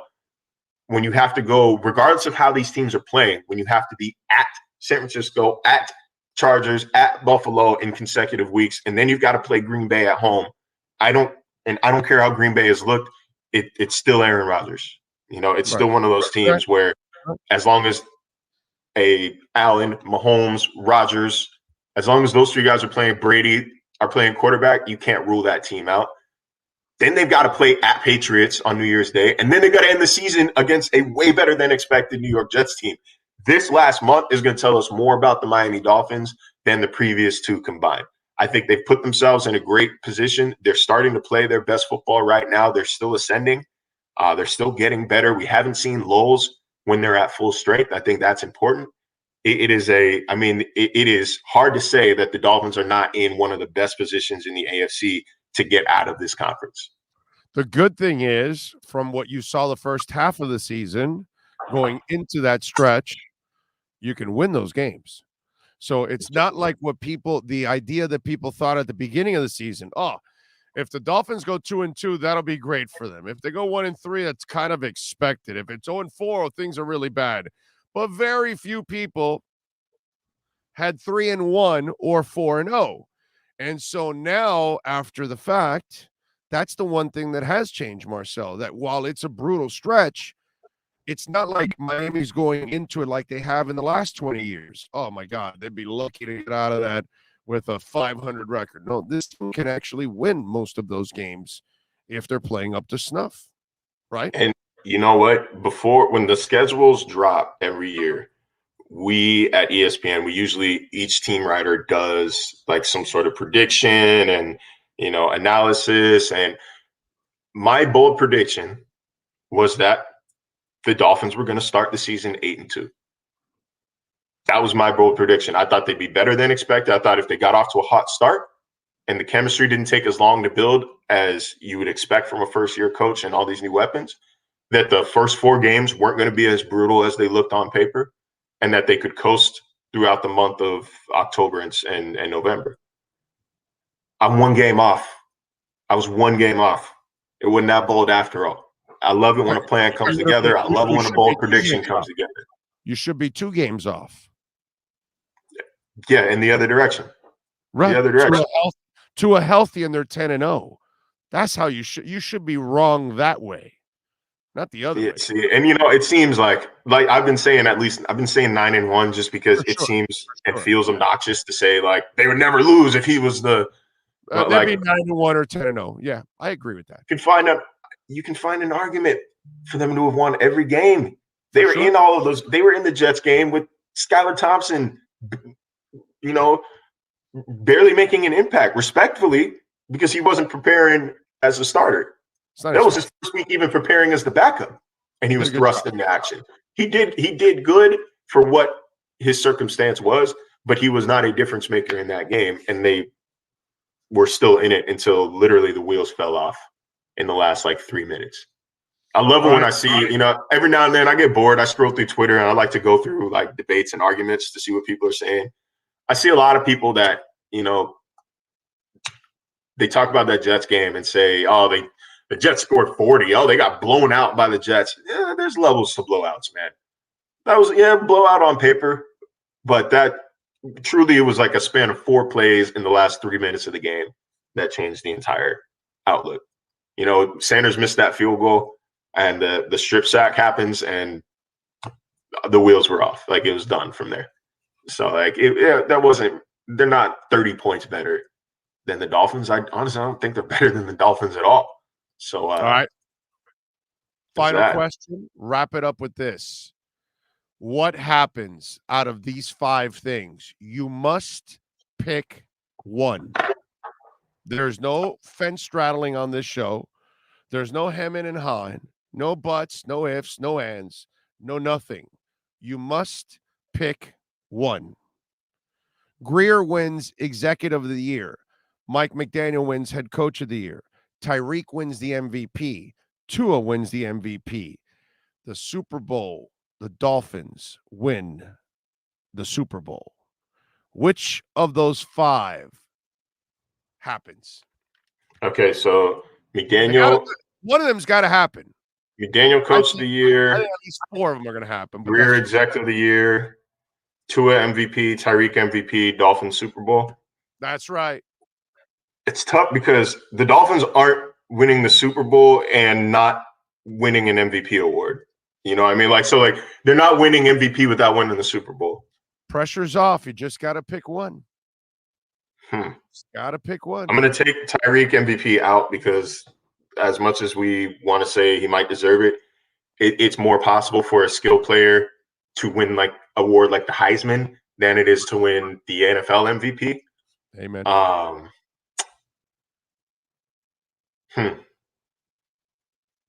I'm trying to just think off the top of my head what executives have had a better year than Chris Grier. Because all the major moves, like when you think major moves, the Raiders, from coach all to of them players, suck now. The dude nailed it from coach to players. Like, what is Chandler Jones even doing anything in Vegas? Somebody in the chat, please Google Chandler Jones stats for me. Because like that, I don't think he's doing anything with the Raiders. Vegas? Devontae Adams isn't making an impact. He's had a good year, but it's not his fault. What's going on? What's it called? John Schneider in Seattle might because they had a hell of a draft this year, and getting rid of Russ is looking like the best move. Philly's made a ton of moves. What's his name? Howie Roseman is going to be in the hunt. Come on, pick one. I don't think anybody added as much star power to their team as Chris Grier did. So I would say Chris Grier, GM of the Year, is the most likely. Okay. Is the path of least resistance to actually happening, I should say. Fair enough. That's it. That's all we wanted. Yeah, man. I mean, Tyreek, Teron, Chubb. That's three Pro Bowl caliber talents.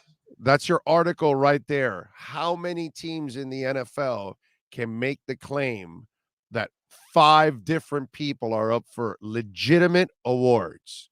How many teams in the NFL can say they've got a candidate for Coach of the Year, Executive of the Year, 2 NFL MVPs, and could be a Super Bowl contender the way their offense is playing right now? Yeah, I feel like the Super Bowl is like like if you have people in contention for exec Coach of the Year and MVP, you're probably Super Bowl. You got to be a Super Bowl contender. Your team can't suck if all 3 of those things are true.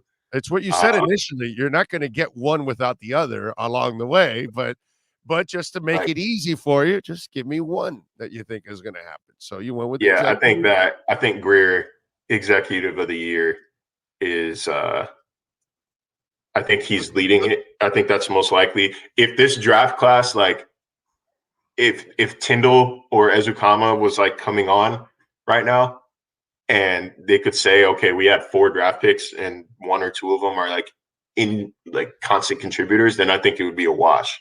Well, I think Skyler was a fine. Skyler was because he's the best draft pick of the 4. He was their best pick.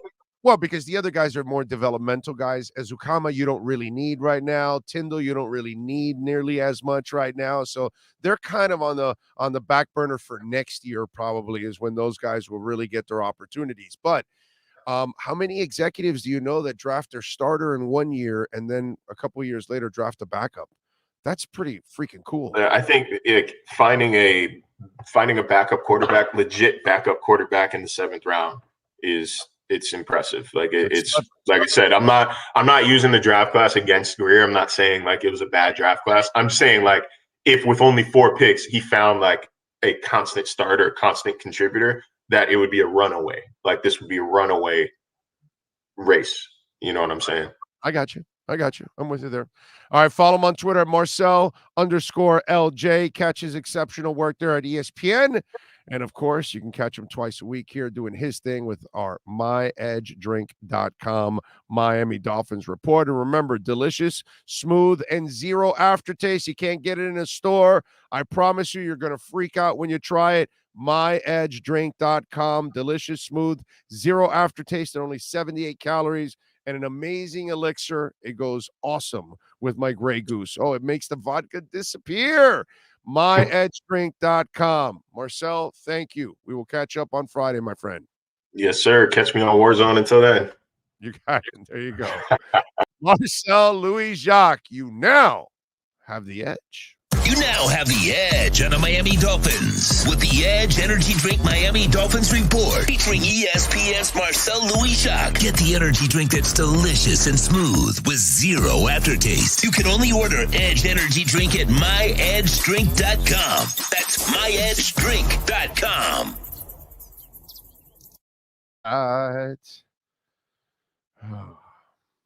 Okay. Isn't that an interesting question?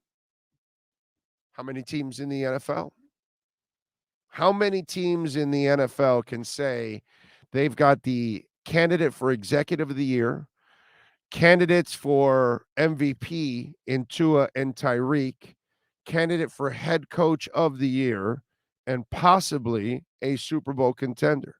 See, Kansas City can't win because they don't have the executive of the year in the race at all. MVP, of course, they've got one because Mahomes is always going to be in that race. Head coach, well, it's Andy Reid. Of course, he's always going to be in that race. And Super Bowl contender. So they have 3 of the 5. Miami's 5 because they have 2. So also Kansas City does not have 2 players that could be considered for MVP. What team in the NFL has 2 players that could be considered MVP, a head coach for head coach of the year, Chris Greer, executive of the year, and possibly a Super Bowl contender? Not a lot of teams. Not a lot of teams. So that's the interesting part right there. Admark, I like the Philly one. There's only one problem I have with Philly. Unless you prove to me he can pass, I still think he ends up losing in the playoffs, just like all the other running quarterbacks. Because until Jalen Hurts can prove to me that he can beat people from the pocket when he can't run, I need to see that. That's what makes you, when you become Russell Wilson, then I will believe you. Okay? When I see Russell in Seattle from Lamar Jackson or Justin Fields or Jalen Hurts, then I'll believe you. Till then, no dice. No dice. So I don't think Jalen Hurts will be the MVP when it's all said and done because of that. Okay? I just kind of look at it that way.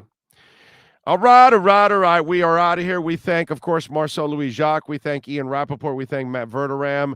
Most of all, we thank Sean Stanley, who masters this program every single day.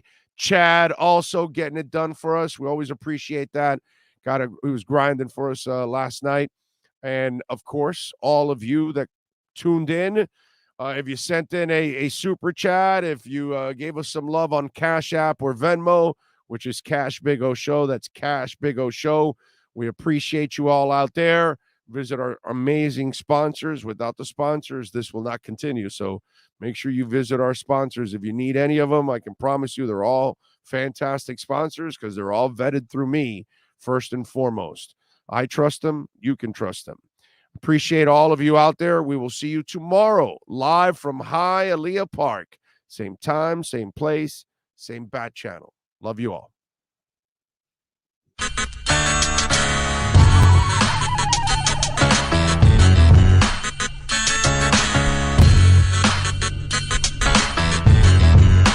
This is the Big O Show. This is the Big O Show.